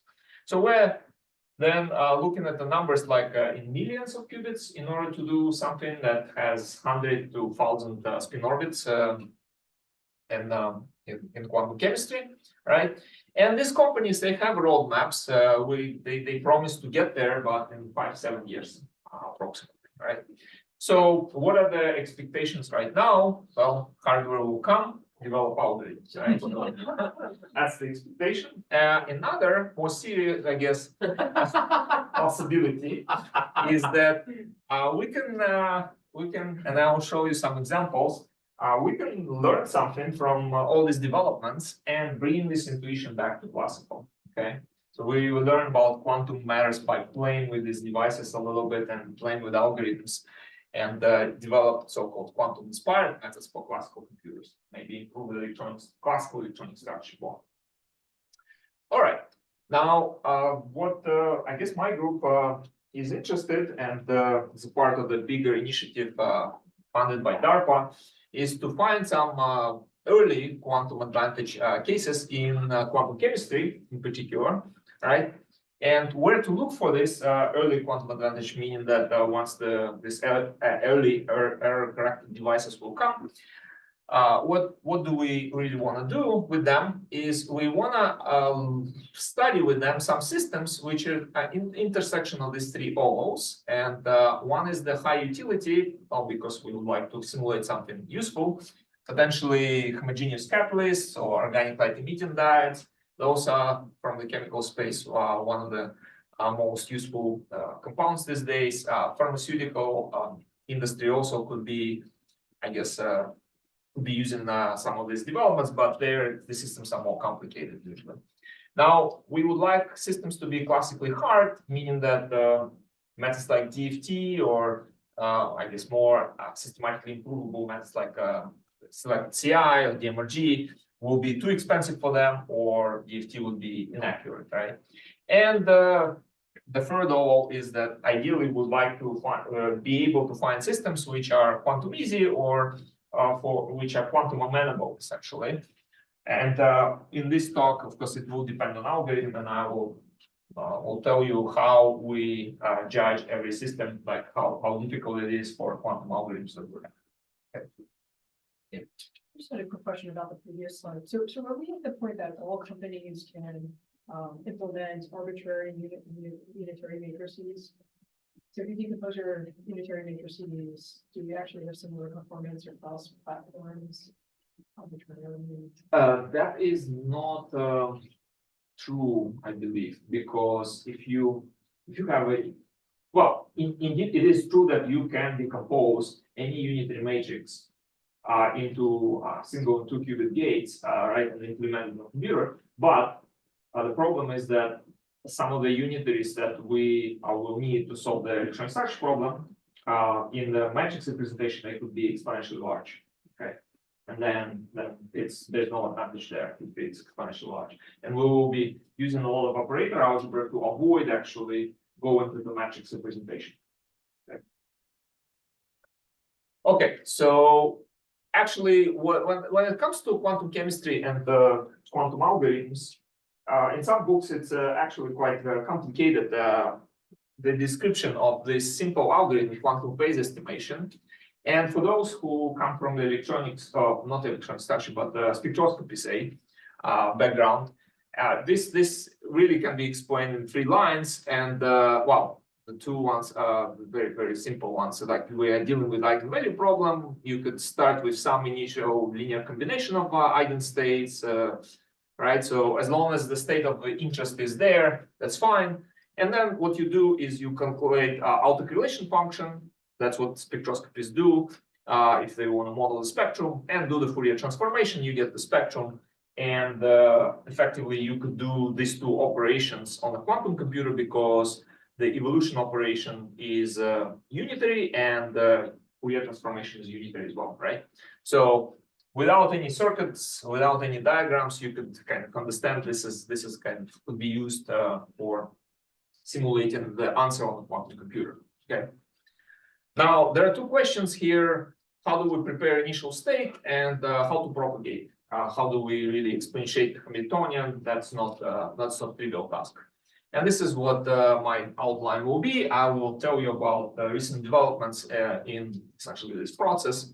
There are some other algorithms, but I guess this one is the main, and I would claim that 90% of the developments which are done, they are within the mainstream of this quantum phase estimation, and also variational quantum eigensolver that is initially was suggested as a way to prepare the initial state, but then people started using that algorithm and start thinking that surrogate wave function is good enough for achieving the chemical accuracy. But in reality, I don't think that will be the case. In the future, this maybe will be used for the preparation of just initial state. And there are 2 aspects of this algorithm I will discuss: state preparation and the measurement problem. And then we will talk about quantum phase estimation, and in particular this propagator, how do we treat it using Trother approximation. And this one probably you haven't seen before, but this is also a very interesting alternative approach to creating this propagator.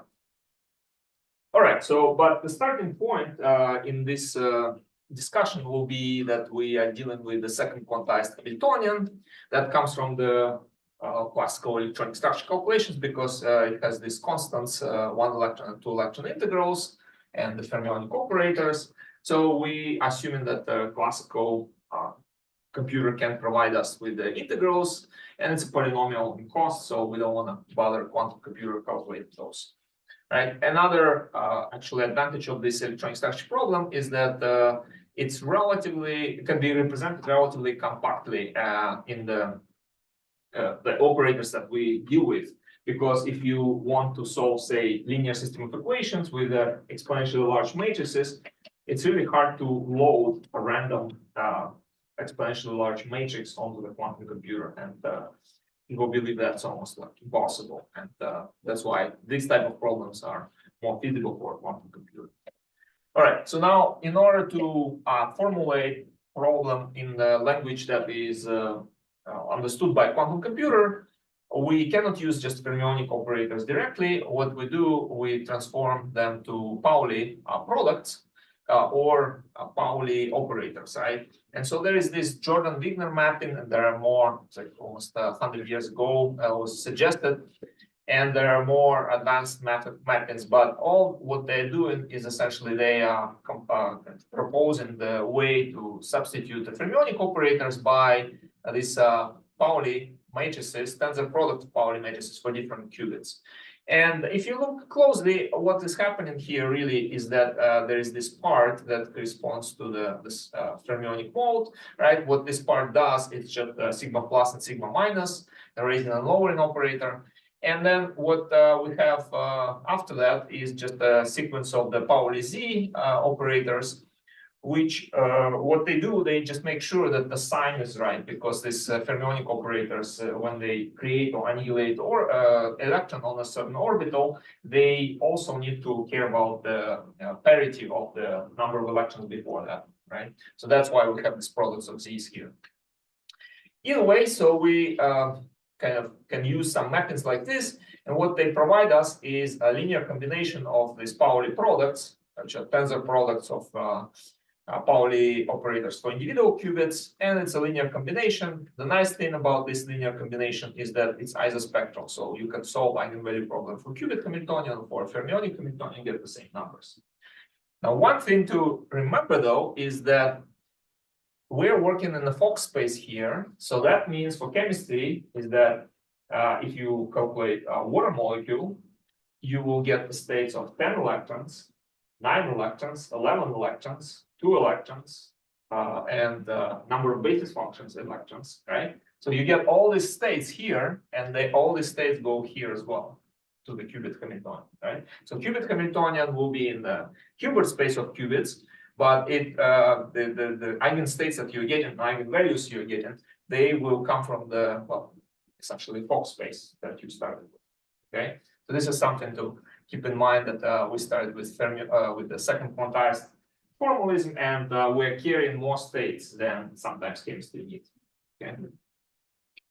All right, so this allows me to introduce this simple algorithm that was proposed with my current colleague at UFT, Alana Spraguzik, almost 10 years ago.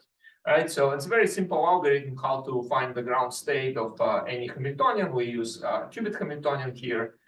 For doing this, we exploit the variational principle, and variational principle says that no matter what trial state you construct, you can always approach the ground state energy from above, right?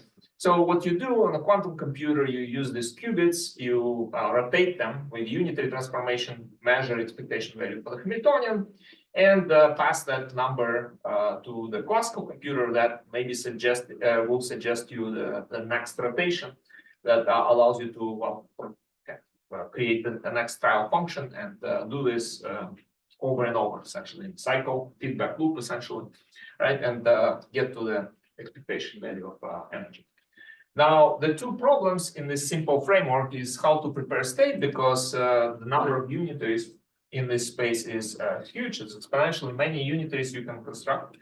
And how to do measurements, because even though I presented it in a very simple way, that's just we measure, that's how we teach undergraduate students, right? So in quantum mechanics, you have an operator, you measure it, you get the eigenvalues.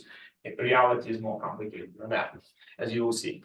Okay, so those are the two aspects. And first, let me talk a little bit about the state preparation. Yeah, that's a good question. So before you go into this, is it obvious if you could do those two, what would the classical computer actually do? I don't know, there's a little bit of that. Right. So here, you essentially you could either go without gradients, just non-gradient optimization, right? It's kind of different. Huh? Finite different or whatever. Finite difference, whatever, I right? see. Okay. Or you could there are methods where people just measure instead of energies, just the gradients with respect to the angles, and then, yeah, it's more complicated, but gives you gradients, so we could optimize. What's done right now typically to be huge? Okay, so right now people cheat. Okay, so what they do, they optimize on a classical computer. And then they put the state that is already with the right angles, and they just do one cycle of this or one step of this. I see, okay. Even that is hard to do for large systems, right? Because errors are not corrected, and you need to build for larger systems. You need to build bigger unitaries, and then you start producing the noise here, essentially, right? But well, it's a kind of maybe extreme statement that people cheat, but I think Google, you may have seen science paper by Google doing hard performance. So Maybe, yeah. right, so if you didn't, you can go back and check. So they essentially try to optimize this unitary, which are orbital rotations, and they construct a Hartree-Fock function. They do it honestly, but it takes a lot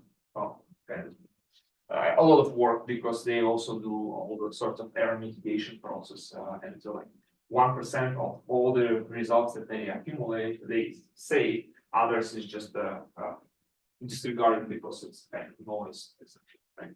So there are difficulties. All right, so these are the basic steps, and well, how do we prepare the state? And preparation of the state on the quantum computer is probably what also contributed to somewhat the hype around the quantum computer, because what we do here, we can construct variational unitary transformation, which is not so simple in a classical on a classical quantum computer. Because on a classical quantum computer, say exponential ansatzes like couple cluster theory, they are not variational, and variational ansatzes which are not unitary, right? So, and unitarity very frequently brings size extensivity, which people appreciate, and also in this case, we can do variational approach. Now, how do we select this unitary? You could use some intuition either in fermionic space and go with the Jordan-Wigner 2-qubit space, or you could start with the qubits, but eventually you will end up with a sequence of gates, and this transition is usually done by some compilers that are standard, so it can be done. Some people just start playing with the gates. I don't recommend that because, well, even though it's hardware efficient, but there is not much physical intuition there. Now, what I prefer is usually either the blue or red, and either way, you have unitaries usually represented as a product of individual rotations, where what is happening here is like an angular momentum, essentially, for the rotation in the space, right? So you have generators of rotation, which are anti-Hermitian operators, and then the next question is which generators to choose and what order to put. What many schemes have in common, I'd say you could use the power of Lie algebras to think about them, to look at them.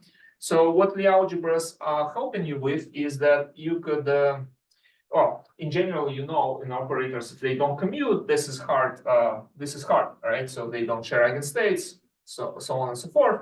But Lie algebras, what simplification they bring is that non-commutativity is sort of closed in the subset of these operators.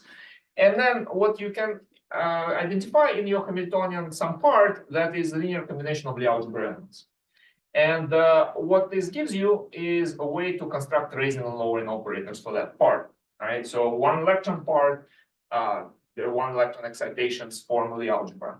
Harmonic oscillator, you already know what the raising and lowering operators would be. And then from this raising and lowering operators, you can always construct the generators of rotation by taking the difference. And this is what happens in the harmonic oscillator or one electron case. And then in order to select the right, there's some freedom how to select this axis. And what we can do is to look at the axis that gives the highest contributions to the energy. So if you look at the kind of gradients with respect to amplitudes, there are some simple expressions that you can calculate on a classical computer, and that allows you to select the generators efficiently. So practically, if we go to the fermionic algebra, then there are these operators already guess from the classical electronic structure theory. These are excitations from occupied to virtuals, de-excitations, and so on, like single, double, and so on, right? And that gave rise to methods like unitary couple cluster theory, then adaptive techniques, maybe generalized unitary couple cluster theory, things like that. And in the qubit algebra case, you could formulate the generators as a Pauli products. This is what we did in my group. We formulated this so-called qubit couple cluster theory, where the generators are just the products of Pauli operators, and we have ways to select them.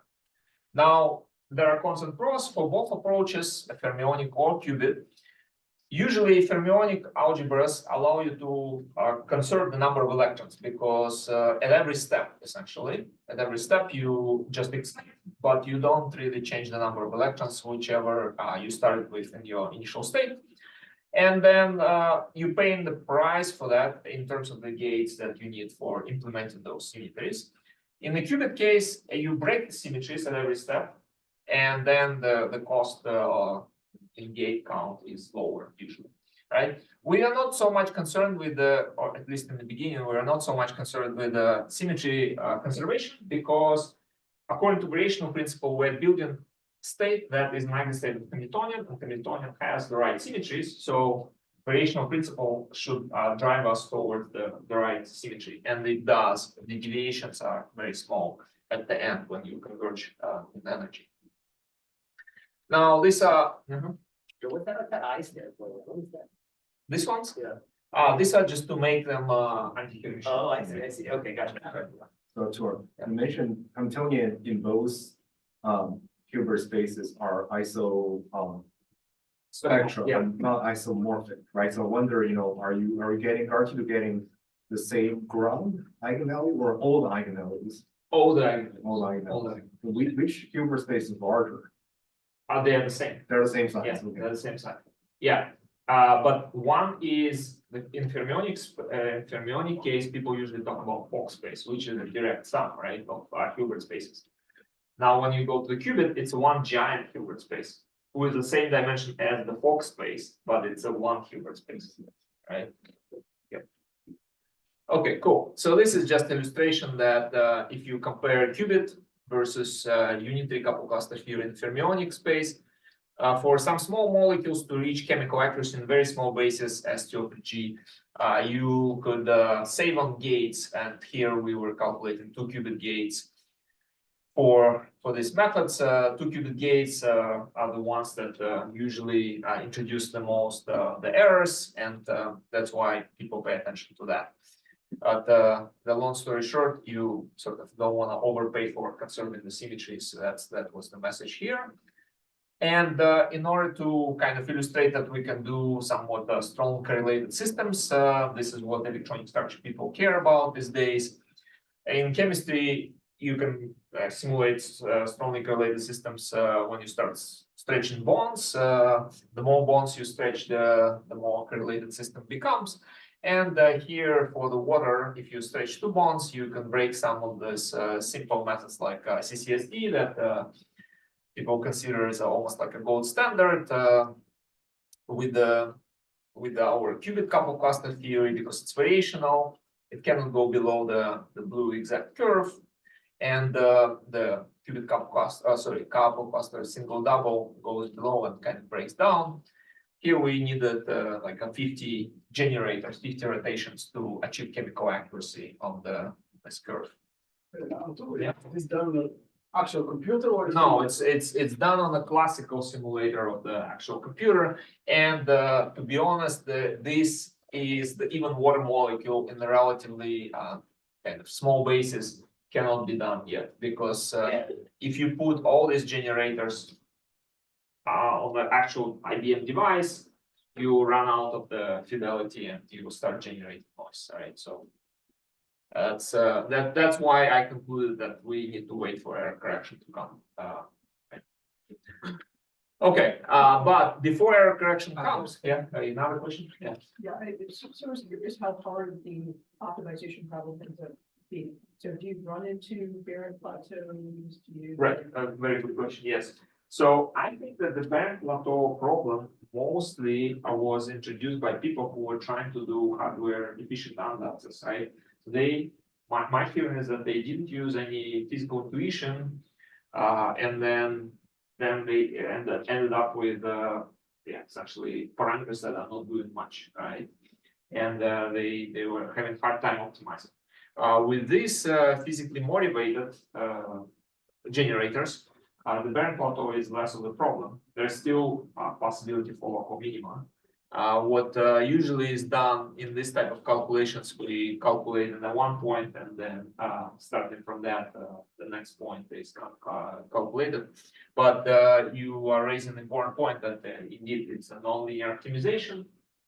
But the idea here is that you don't need to optimize all these parameters at once. You could just do that sequentially, and that helps to get out of the minima.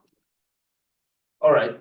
So quantum inspired, the idea here is very simple. You could, what's nice about unitaries, products of two unitaries is unitary again. So you could split the unitary that if it's too big to put on the quantum computer, you could split it and put some of the unitary on the Hamiltonian, modify the Hamiltonian, right?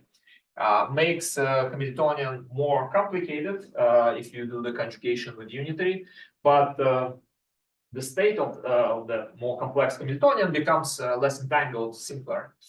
Now, clearly, you would, those who thought about this, say that there is a problem here. If we start conjugating Hamiltonian, you get this BCH expansion. Now, the nice thing, and this is like the piece of insight that we can bring back to classical computing, is that if you have these generators that have this nice property, which is called involutory property, it's a square of the operator's identity, then there are some resummation techniques that you could do. So you don't even truncate, it's not approximate, it's exact. Your BCH boils down to just 3 terms, right? And these ABC functions, they are cosine sine type of functions, known functions for the angles, all right? And so then we could just dress our Hamiltonian with some of these transformations and work with the effective Hamiltonian rather than the original one. We have generalization of this technique for more than a single Pauli product as a generator. Turns out if you take the Pauli products that anti-commute, they can form operators with involutory property as well, right? And so you could have higher flexibility of what generators you could use for transformations. Okay. Now, with that, our collaborators in OTI Lumionics, which are interested in organic light emitting diodes, they were able to push this technology to calculating this 56 qubit essentially selected class Hamiltonians with getting more than 1 million terms after all these dressings. And this is done. This was done on just classical computer, right? And so the table here shows that it was somewhat difficult for classical methods, but honestly, this table is, I guess, didn't go to the most recent, I guess, methods for simulating such hard compiles like a DMRG or selective CI. And then it was shown that we can come close with this IQCC with some perturbative corrections on top to the experimental values. So this is an illustration of that things that were developed for a quantum computer could be useful for classical simulations. Now, but what I would like to also talk about here is the measurement problem, because it's well, we did a lot on that topic, and I would like to start to say that this, going back to this kind of explanation, what can we measure? In reality, these days, what we measure is not that different from what 100 years ago Stern and Gerlach measured, right? So we only measure projections along the z-axis for the qubits, so Zi operators, and that's what we can measure. And the electronic Hamiltonian, if you go to the qubit space, it's not, it doesn't contain only Z operators, it contains X and Y's, and so what do you do? But you can rotate the Z. Exactly, Then yeah. you become X and Y. Exactly, right. So, but this is also not the full solution, because let's what Ethan suggests is just let's rotate, which is formally just introducing the resolution of identity for the for the expectation value, right? So you rotate the state, you rotate the Hamiltonian. Now your Hamiltonian becomes just a bunch of z's, right? And that's great, but this is equivalent to diagonalizing Hamiltonian, right? In our case. So you cannot do this for the entire Hamiltonian, okay? What do you do then? Well, we could use the linearity of the expectation value and break down the Hamiltonian to simpler pieces where we can do this, right? And yeah, we could rotate. This extra rotation would increase our circuit, but we could potentially do it. And the requirements, the unitaries we would like to have, they are relatively simple. On the classical and quantum computers, on the quantum because they go into the circuit, on the classical because we want to know what we're going to measure at the end. And the second, more difficult requirement to have or to satisfy really is a low number of measurements. And that comes to the question of the variance, right? Because why it's the variance question? Because what we are constructing here is an eigenstate of the Hamiltonian, right? So, and ideally, when we are close to the end, we really have close to the eigenstate essentially. But that state is not an eigenstate of the parts, okay? And so what happens when we measure non-eigenstate? Well, we get the distributions. And those distributions could be wide, could be narrow. We would like narrow because then it will allow us to converge faster in this measurement process. So to decomposition, you mean to the qubit map Hamiltonian or? Good question. So this is the next point. We could do both actually. You have two Latin terms, right? So Yes, Okay. and we'll address that. I have a magic for that. Okay, so what Hamiltonians can we rotate? I call this Ising. I will be using in this talk Ising and diagonalizable interchangeably. So Ising because the z's comes out and usually people call z Hamiltonians Ising. So we would like fast forwardable, that's a language from quantum computing, or exactly solvable Hamiltonians with simple use, right? And the two strategies we can use is a qubit space strategy where we qubitize Hamiltonian and then we do partitioning to the fragments that we can diagonalize. And going a little bit forward, it's actually going to be a linear combination of commuting Pauli products because the commuting operators are easy to diagonalize. And in fermionic space, we have Hamiltonians that could be solved by orbital rotations. Right, and it turns out that not only one electron operators will be we will be able to solve with orbital rotations. I'll show in a moment how. And these are Hartree-Fock solvable sort of parts. But for this second strategy, we first partition the electronic Hamiltonian, and then we do qubitization. Right, with already qubitization is done on the fragments that are solvable. Okay. Now, the second problem here is once fragments are defined, we need to find them in the Hamiltonian, and that is a technical problem just to find them, right? Now, for the qubit strategy, the Hamiltonians are like this, let's say, for the sake of example, just a linear combination of Pauli products. And it turns out that commutativity relation could be represented easily by graph structure. You just connect the operators, so Pauli products that commute. And then to find the fully commuting subsets, it's a graph problem of breaking down the graph to the cliques, which are fully connected subgraphs. Okay, and so that's what we did. So there initially we were thinking about finding the minimal number of such subgraphs, and it turns out that it's a hard NP-hard problem, and only polynomial heuristics exist. But in reality is that we don't really need as few as possible fragments to measure. We want at the end of the day small variances, small number of total number measurements, right? And it turns out that the greedy heuristics work for that much better. So you get more fragments to measure, but the variances are small. And I think I have a slide. Why is that? Okay, now To make sure I understand it. The picture you have here, Artur, you're trying to graph all the different terms here that compute with each other. That's right. Yeah. But how many terms are we talking about? It isn't 10 to the 4. Okay, so it's our problem. Okay. It becomes a problem when we get to the large system. Yeah. Okay. I'm just making sure I'm following it. Yeah. So what do you mean by greedy heuristics? Greedy heuristics, what I mean is that what you do is you find first the largest fully connected piece, and then you remove it and start looking for another largest in whatever is left, right? Okay. Something like that. That's a greedy approach. It's easiest to do, but it's not optimal in terms of finding the minimal number of fully connected parts. And it turns out that it works even better. Okay, now to the question about the two electron parts, right? So how do we partition Hamiltonian and fermionic picture so that every piece here could be solved by Hartree-Fock method, orbital rotation? Essentially, let's start simple. Any one electron operator is like that. So any one electron operator, you get occupation numbers conjugated with orbital rotations. Yeah, so it's a very standard stuff, electronic structure. Now, all you need to do to go to the two electron fragments is substitute this occupation numbers in the middle, linear combination by quadratic form, right?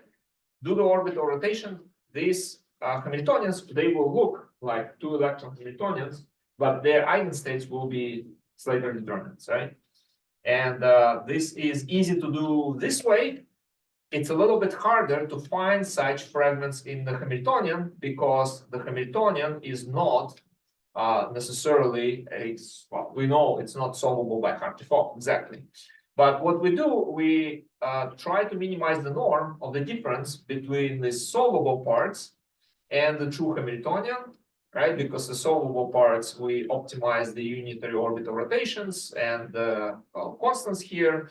So then we get the sum, which is two electron Hamiltonian, and we minimize the norm of the difference. Right? So that's how we do the decomposition. And so now the key question here is the number of measurements that we need to do. This is the price we're paying for convenience, and how to minimize the number of measurements is the main question. Give a simple intuition. What's going into answering this question is that if we have two fragments, right, then from just the simple statistics, one can show that the error in the expectation value of H will be proportional. Well, epsilon square will be sum of these two variances divided by the number of times you measure fragment 1 and number of times you measure fragment 2, right? This is your total measurement budget. You need to split between the measurement of two fragments. And of course, you could do Lagrange multiplier method to essentially select what's the optimal partitioning of times you measure one versus another. And naturally, you will get some answers which are very intuitive. You measure a fragment that has a larger variance more times in order to get the better estimates. If you choose that, this is the optimal measurement budget. It depends on your accuracy 1 over epsilon square. So it's like if you have 1 millihartree accuracy, so that gives you right away factor of millions here, right? And then the variances of the fragments, they enter the expression, so that you want fragments with the smaller variances. Right? So the lessons, we select fragments with lower variances, that's what we want, and select essentially measurements according to the variances of the fragments. Those are the two elements. Now, there are ways to optimize further what we just discussed, and that is the commutativity is an interesting thing. It's like essentially friendship, right? So if you have a friend, right, and that friend has another friend, that friend of your friend is not necessarily your friend, right? So there's no transitivity, right? And so what you can do though is that the things that can be grouped into measurement sort of fragments, they could you could get the statistics on their expectation value from two groups, right? And you could essentially, if these are terms in the Hamiltonian, you could split their coefficient and use like say 50% of this guy in one fragment and 50% in this fragment. What's nice about expectation value, it's linear, but variance is quadratic. So you could minimize variance by splitting this coefficient optimally. Okay, and you can also choose the measurement times measurement allocation optimally. So these are the methods that we play with and actually reduce the variance of these fragments. But we can do even more if you think about this type of approach, how to minimize variance even more. We can introduce fragments that are not in a Hamiltonian initially, with the sole purpose to reduce the variance. Okay, so we introduce, say, this extra term with minus coefficient and this one with plus coefficient. And this shareable Pauli product approach reduces variances even more. Okay, we call it Gauss-Pauli products, and this is what we do for the qubit techniques. Turns out, when you go to the fermionic space, there is a fermionic algebra that allows you to do something similar. But first, we of course did the attempt to minimize the like partitioning with accounting for the variance. There are parameters to optimize. We thought this is going to be a good idea, but parameters are nonlinear, and generally it's really hard to optimize this type of functions because one part may not want to do the same thing as another part, and essentially there are lots of local minima. We could do well, great job of optimizing the number of measurements through this. And we thought, okay, well, we need to find something like shareable Pauli products, and we did find that. We call this fluid fermionic fragments. And why they are fluid? Because we found that any one electron part can be combined with another one electron part, and it's still one electron part because of, again, the algebra, a structure of one electron excitations in the fermionic space. And why this is useful? Because in the two electron components, there are these diagonal parts where NP and NQ are the same, and we can, these diagonal two electron components, they are essentially one electron components, and we can move them or collect them in one particular fragment from each two electron fragment. And this is a sort of a linear optimization that we need to do with respect to how much we take from each fragment. And then parameters, they preserve the summation to the total Hamiltonian. We don't really need to compromise between the summability to H and the variances. So this actually worked quite well, as you will see. So effectively, we have qubit fermionic, just a pure techniques without any even optimization of variance, and then we could optimize variances even more using the shareable Paulis and repartitioning of one electron fragments. Let's see how it all works for, again, small systems like these ones. We have a number of measurements in millions to achieve milli-Hartree accuracy.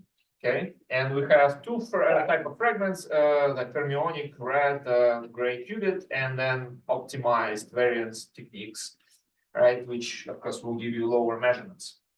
Small basis sets. So what this generally tells us in a nutshell is that fermionic methods are generally winning, although there are some outliers in case of, let's say, water, in the case of beryllium H2, sometimes qubit techniques are even better, right? So really hard to make a final judgment before doing this estimates. Then what we want to, I guess, emphasize here is that without doing any of these optimizations, we thought about original scheme that IBM paper in 2017 would have for, say, ammonia. That's the largest system. It would require 500 million of measurements, and with our most advanced technique, it's less than 1 million. Okay, so it's a 500 factor reduction. Now, to put this all in perspective, 1 million of measurements on superconducting devices requires about, well, you could, on optimistic side, about a minute. So we could reduce the measurement from 10 hours to 1 minute for ammonia. This is kind of the achievement that we got with all these variance optimizations. How does this vary with correlation? So I realize you can't run these things, but let's say you went to a molecule that has strong correlation. Right. Pictures don't change. Right. That's a very, very good point. So we have recently a paper which I will mention at the end, where we checked exactly that. If we stretch bond in a nitrogen molecule, right? So equilibrium is easy, stretch is hard. Okay, so that is for classical methods. But now, if we go to the quantum methods and see how many measurements do we need at equilibrium at the stage geometry, it turns out that there is no really clear correlation with the classical hardness.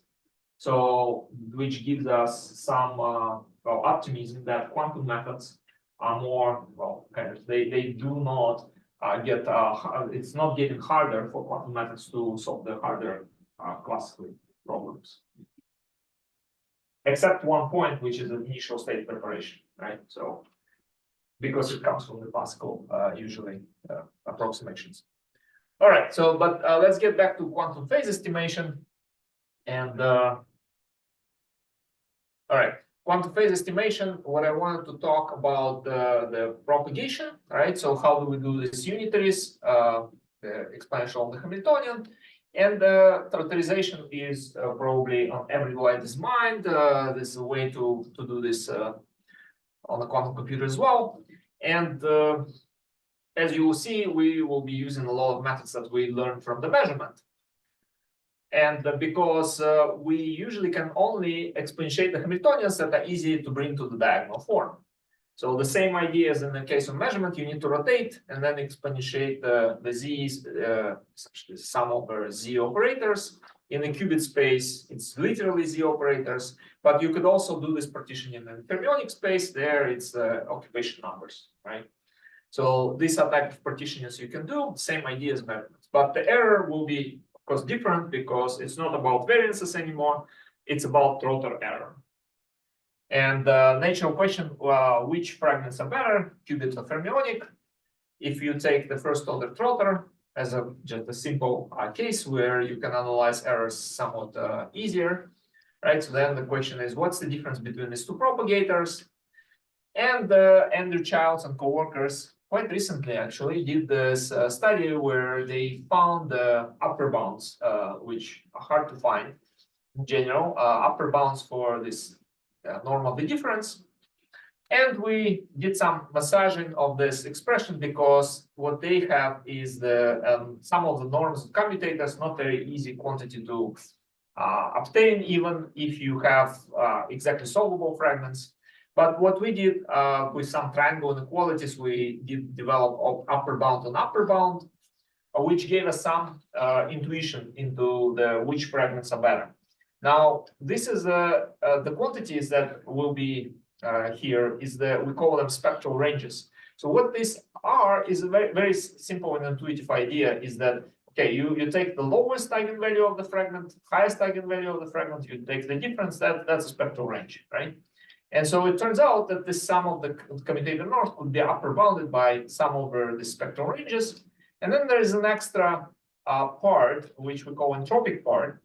Entropic because it is really a linearized version of Shannon entropy, but it's an informational analog of the real entropy, which is just you have a distribution of some fragments with spectral ranges, so you can find the weight, how much each fragment enters into the full total spectral range, right? And interestingly, that factor it could be factored out as an entropic part. And the simple messages here is that if you do the distribution of fragments, the smaller spread of eigenvalues, the better in general through the total spectral range. Also, non-uniform distributions are better than the uniform ones because we know the entropy is the largest for the uniform distribution. And then greedy algorithms again become a good candidate because when you do the greedy partitioning, you first take the largest piece, right? And that reduces generally entropic part. So this is a graphical illustration why greedy is good, because if you have a nonlinear optimization, say fill in the square with circles, the greedy way would be first circle is the biggest and then smaller and smaller and smaller. Not very natural. So the ordered product? Sorry? The Trotter fact. That's a Is it ordered one or the symmetrical? that's the first one, the easiest one, like without symmetrical. Okay. Well, with the symmetrical, there will be nested commutators as a upper bound, and so we decided to go with the simplest one because yeah. How do you define the norm of the commutator? The largest eigenvalue Yeah, so because commutator of Hermitian operator is anti-Hermitian, so it's diagonalizable, so it's possible, right? And here the trotterization error for the fragments, again for the small molecules. Yeah, so let's just see. We have qubit algebra cases, blue bars, non-greedy and greedy. As you can see, consistently greedy is better than non-greedy. And for fermionic algebra, the same idea that non-greedy and greedy, they are well, greedy is always better, greedy is good, right? So fermionic fragments are generally winning in this test. The reason is that molecular symmetries actually reduce these norms of commutators because the largest eigenvalue in a particular irreducible representation is always smaller than in the total space, right? And in the fermionic cases, we could reduce the space to just the right number of electrons, so right symmetries essentially. Because our state also, which we start with, is a symmetric state. And compared to natural, like just what people did before, our grouping work, just the exponentiation of individual Paulis, this was able to reduce the error by 10 times. But this is unfortunately not the end of the story. Yeah, just to be clear, do you, I guess I'm confused. The fermionic picture, it makes sense why it's less, but do you actually care? In other words, you have less error, but maybe not actually relevant the error that you're committing. You're looking. That's right. Yeah, that's it. Well, that's the next point. But in this case, if you think that the propagator needs to be accurate, right? Yeah. So the trotter error, what it correlates with is how large is the trotter step you can take. Okay. Right. So generally, you want trotter error to be smaller. Nice. It will matter eventually. Right. Okay. It will matter eventually, but unfortunately, why I say unfortunately, the true error that we should be care about is really error in eigenvalue, not in the propagator, right? So, and we could, and this is the most recent studies we did. We actually decided, okay, well, why don't we just calculate? Because in the previous works, no one did this. They never calculated the true error of the trotter for finding eigenvalues. And we can find eigenvalues from the true propagator. For small systems, we can just do it exactly. And from this propagator, that is first order trotter. And we want to see how good is the correlation between the two errors, the error here and the error which we were assessing before. So this is the commutator error, right? And this is the error in eigenvalues. So based on the systems that we study, it's pretty much, I would say, almost non-existent correlation, right? Surprising. There are maybe some, but yeah, generally, it's, I would say it's bad, right? And how do you really estimate the true error? It turns out that what is productive here is to substitute or to consider the first order trotter as an effective Hamiltonian under one exponent. Okay, and so this effective Hamiltonian, if you diagonalize it, then you get the eigenvalues corresponding to the eigenvalues after doing the trotter many times and doing the Fourier transformation of the result. Now, you could get this effective Hamiltonian from this through Baker-Campbell-Hausdorff expansion. The first term will be Hamiltonian, and then there will be some commutators, as you would expect, right? And this effective Hamiltonian will depend on the time step that you use in trotter. And what you can do is to see how these guys perturb the eigenvalues of the Hamiltonian, right? And through this perturbing estimates up to delta t, you could get, well, the second order perturbation theory comes second order from V1 and the first order from the V2. You could combine them, get this quantity. And then if you do this, you could see that the perturbative estimate and the true error, they are correlated quite well. At least, and here, by the way, we're not using the exact eigenstate, we're using Hartree-Fock state for the perturbative estimates, because well, that's a more realistic scenario.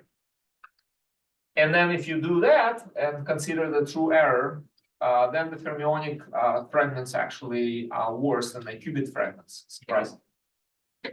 Okay, so the main message here is that perturbative estimates, they have better correlation with true error, so that's what probably needs to be used for the estimating what will be effective of partitioning. And the qubit methods so far are performing better. We didn't do much work understanding is there a way to improve? Like in the previous case, there was a clear clear message that the greedy techniques are better. Here, it's not always obvious, like for us at least, how to maybe improve it even further, this grouping technique. So more work needs to be done on the using the perturbative estimates to understand which partitionings and how to optimize. Okay. And the last subject, linear combination of unitaries. This is another way to introduce the propagator. And I'm not going to go in all the details of this because it involves a lot of circuitry. But just believe me, if quantum computer knows how to use unitaries, it's the set of algorithms where it is convenient to represent Hamiltonian as a linear combination of unitaries.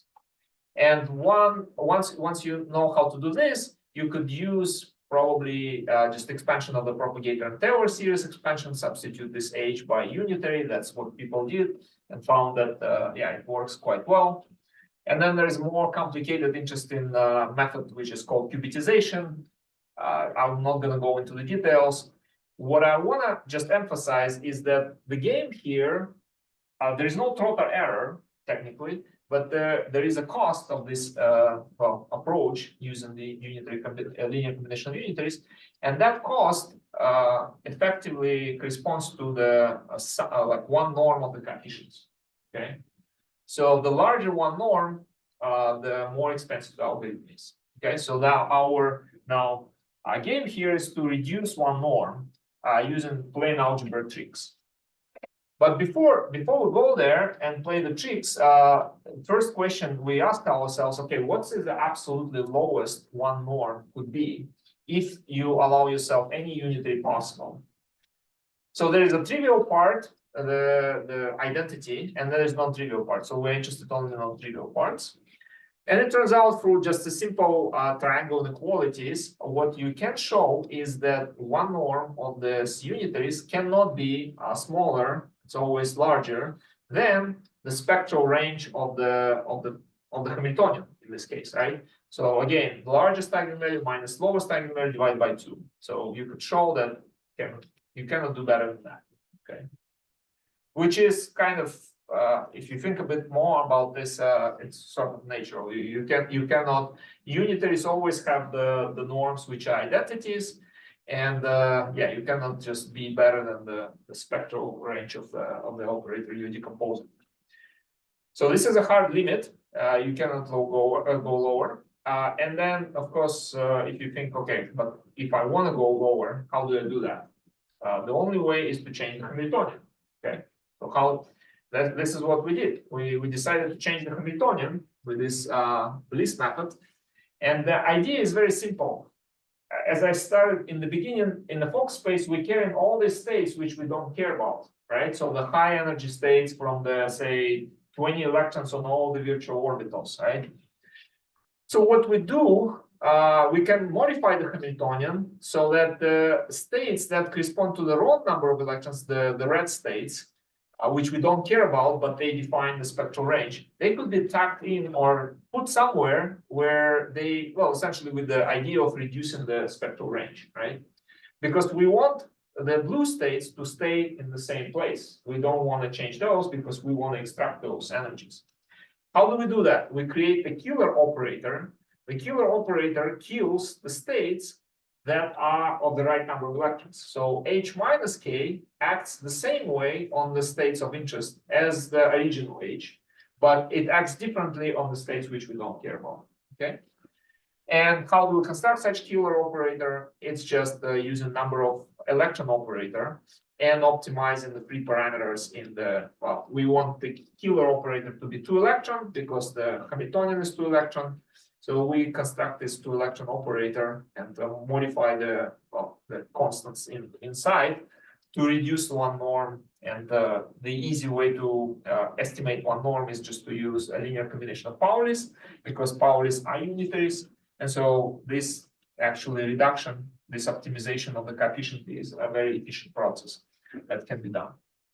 Okay, now first, before going to the more complicated unitaries, I want to show that this technique works actually surprisingly well, because the success here, how we can judge, is how close H minus K1 norm to the projected Hamiltonian one norm, because you can alternatively take the Hamiltonian and project it to the right subspace of electrons, right?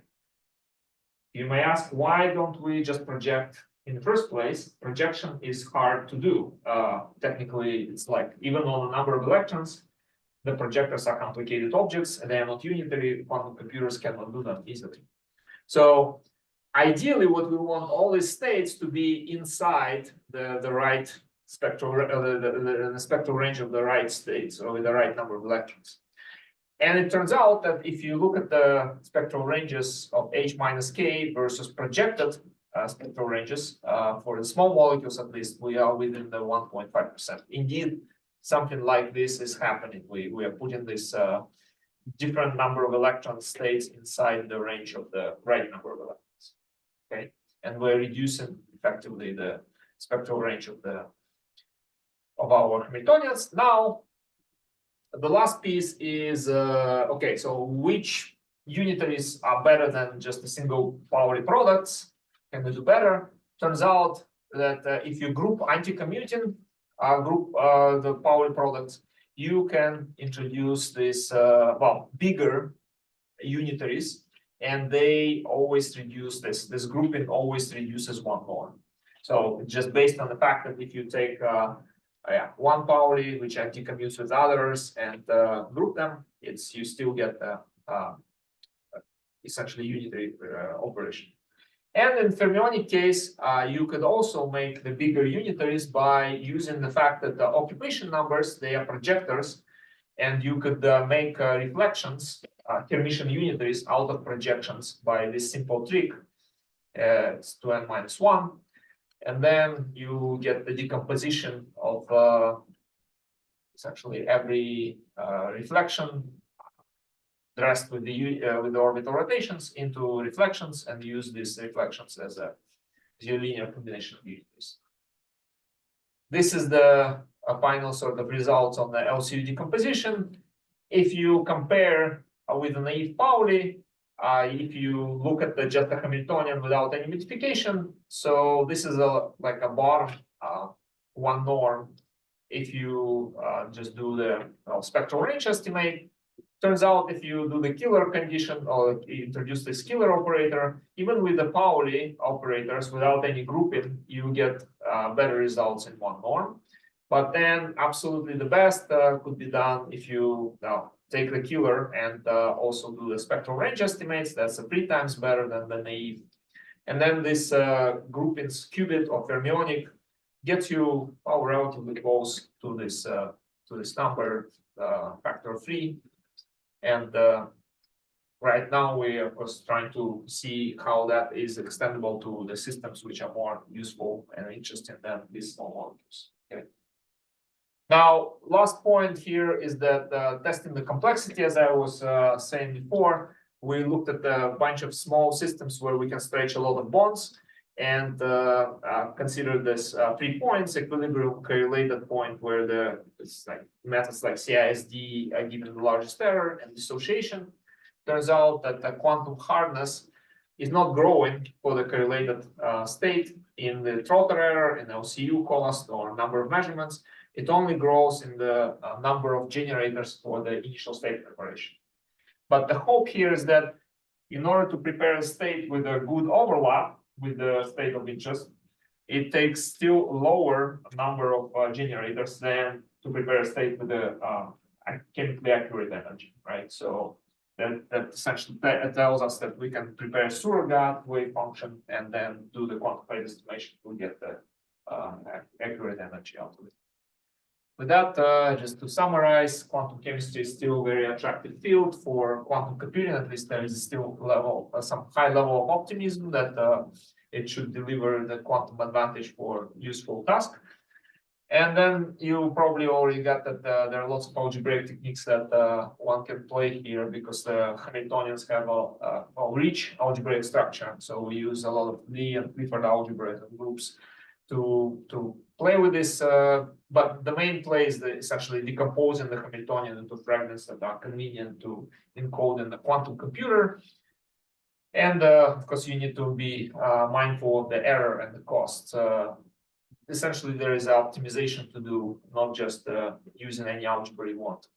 And the great news is that the quantum algorithm seems like to be not correlated in the hardness with the classical hardness, unless it's just a state preparation. So there's more information on some of the works we've done on the YouTube channel.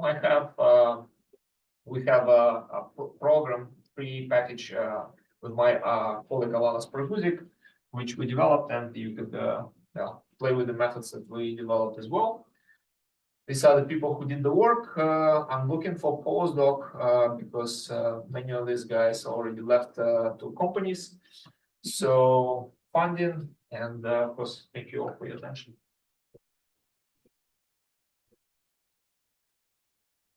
Okay, thank you. Questions?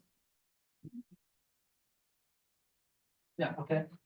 Really nice work, Artur. I'm gonna ask a irrelevant question. So, Sure. you know, a lot of those things are based on qubit structure, right? So you map to two level, SU2.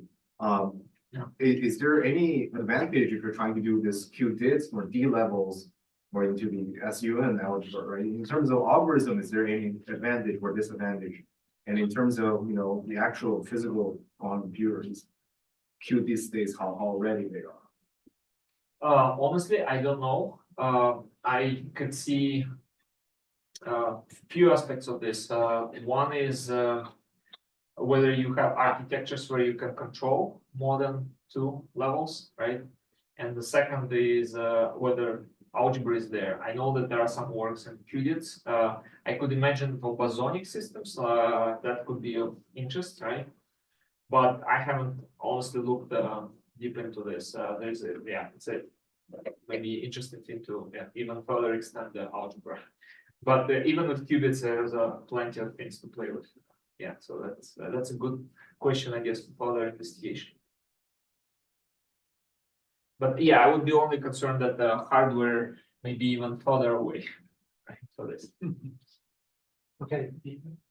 So you said in the beginning that we are going to learn something useful for classical computers, for Right. what you did. So can you maybe give us a? Sure, sure. Well, one thing is that some of these transformations could be used to modify the Hamiltonian to make it more amenable for classical treatment. Like I was showing that there are some generators that allow you to conjugate Hamiltonian and get the Hamiltonians with the simpler eigenstates so that they can be actually solved on the classical computer. And these transformations can be done on the classical computer. Just to follow up, so even though you're doing electronic structure here, most of you talk about electronic structure, there was a dynamical aspect too, because of, you know, this variation of algorithm. Right. Can you use this to simulate quantum dynamics, basically, too? You can with the quantum dynamics. The only thing that worries me is that to do true quantum dynamics, where beyond the harmonic oscillator sort of model, far away, bond breaking, that sort of stuff, representing Hamiltonians in terms of qubits is, I would imagine, would require more qubits than in these problems where just you could achieve one-to-one mapping essentially between the spin orbits and the qubits. So I think that that's why people consider true quantum dynamics maybe a little bit further away because of the represented, like there's no really simple representation of the Hamiltonians for quantum dynamics in terms of qubits. There is a spin dynamics which people already doing because of spins and qubits, they can easily mappable. There is, I could imagine dynamics in the terms of like say bosonic problem or unharmonicity, like a spectrum of the, maybe even non-adiabatic problems if you have spin boson, right? So then you have discrete levels which you can represent with qubits. But the true dynamics, like a scattering kind of phenomena and or maybe photodynamics through conical intersections, that is hard to represent the Hamiltonians. Okay, so. Yes, two things. So this idea of trying to find sort of subgroups of operators and whatnot. I mean, effectively, are you looking for active spaces? No, it's more like active, when you start talking about active space, it's already representing operators and matrix in some sense, right? But oh, okay, well, active spaces. Active spaces, I think there is a certain degree of non-commutativity even if you constrain yourself to active space. Sure, but between the active space and the outside world, that's the problem. They don't communicate. Yeah. And even within active space as well. Well, I'm just sort of thinking about separating the active space from the rest of it. Okay, yes, I thought about that. It Yeah. turns out it works worse. What this means is effectively physically, I feel like the active space idea that you alluded to would be essentially in the 2-electron Hamiltonian, say, all right, I will put that as a fragment, part of the Hamiltonian where indices are restricted to a certain subset, Yeah. right? The window of like Yeah. objects, right? But it turns out that these fragments are, well, you will need more of those fragments because they are talking to each other, right? So all the orbitals generally talking to each other. And more than that, what we are partitioning our Hamiltonians is more like thinking about the classical Coulomb-Coulomb sort of interaction between the charges. That's how, yeah, With locality, you're saying. with locality, yes, but with multiple fragments, we can pass the locality because there will be multiple fragments. Where within each, it's a Coulomb interaction. So in your world, this method works best. Let's say the old quantum chemistry local methods, like long chains, be much easier. Yes, Yeah. yes. With a few fragments, you will be able probably to capture that. But your CAS idea or active space idea would work better probably for fragments that are fragment here, weakly interacting fragment Yeah, here, right? So. And then let me say one last question. I don't understand one thing about these dynamical methods. The idea is you would Fourier transform and you'd get all the energies out of the spectrum, yeah? Only those which are present in your initial. That's fine, yeah, but now to do this, you need a grid in time, right? Yes. But don't you need to, once you measure, doesn't that kill it? You have to do it- Yes, you need to do it again. Wow, okay. Right. So it's like a lot of times and then a lot of measurements to get just to get one point, then many. Yes, but there's some But cleverness. it's linear, I agree, it's linear. Yeah.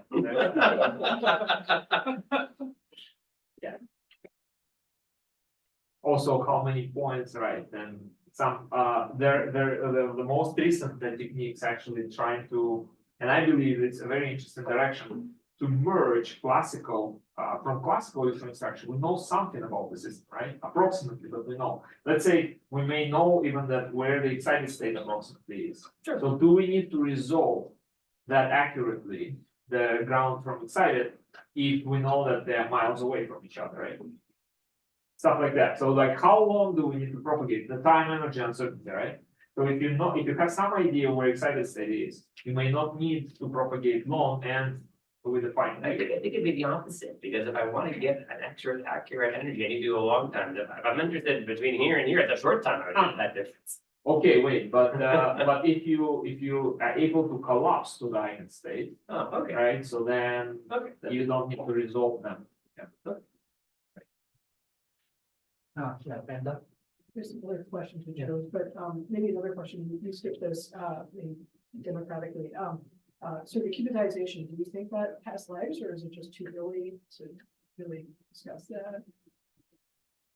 Cubitization, the technique, right? So the technique seems like one of the best currently, and yeah, so because it doesn't have a total error. Right, but you think it can actually scale?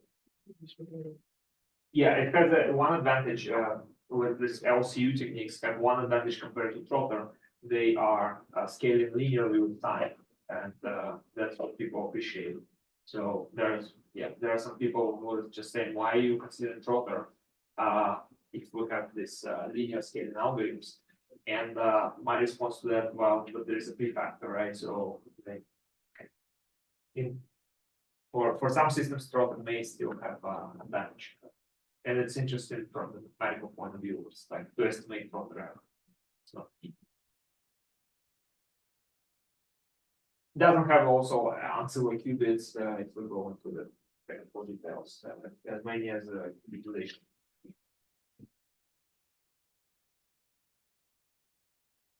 Any other question? Okay, let's thank Carl one more time. So we will have lunch until 1:50.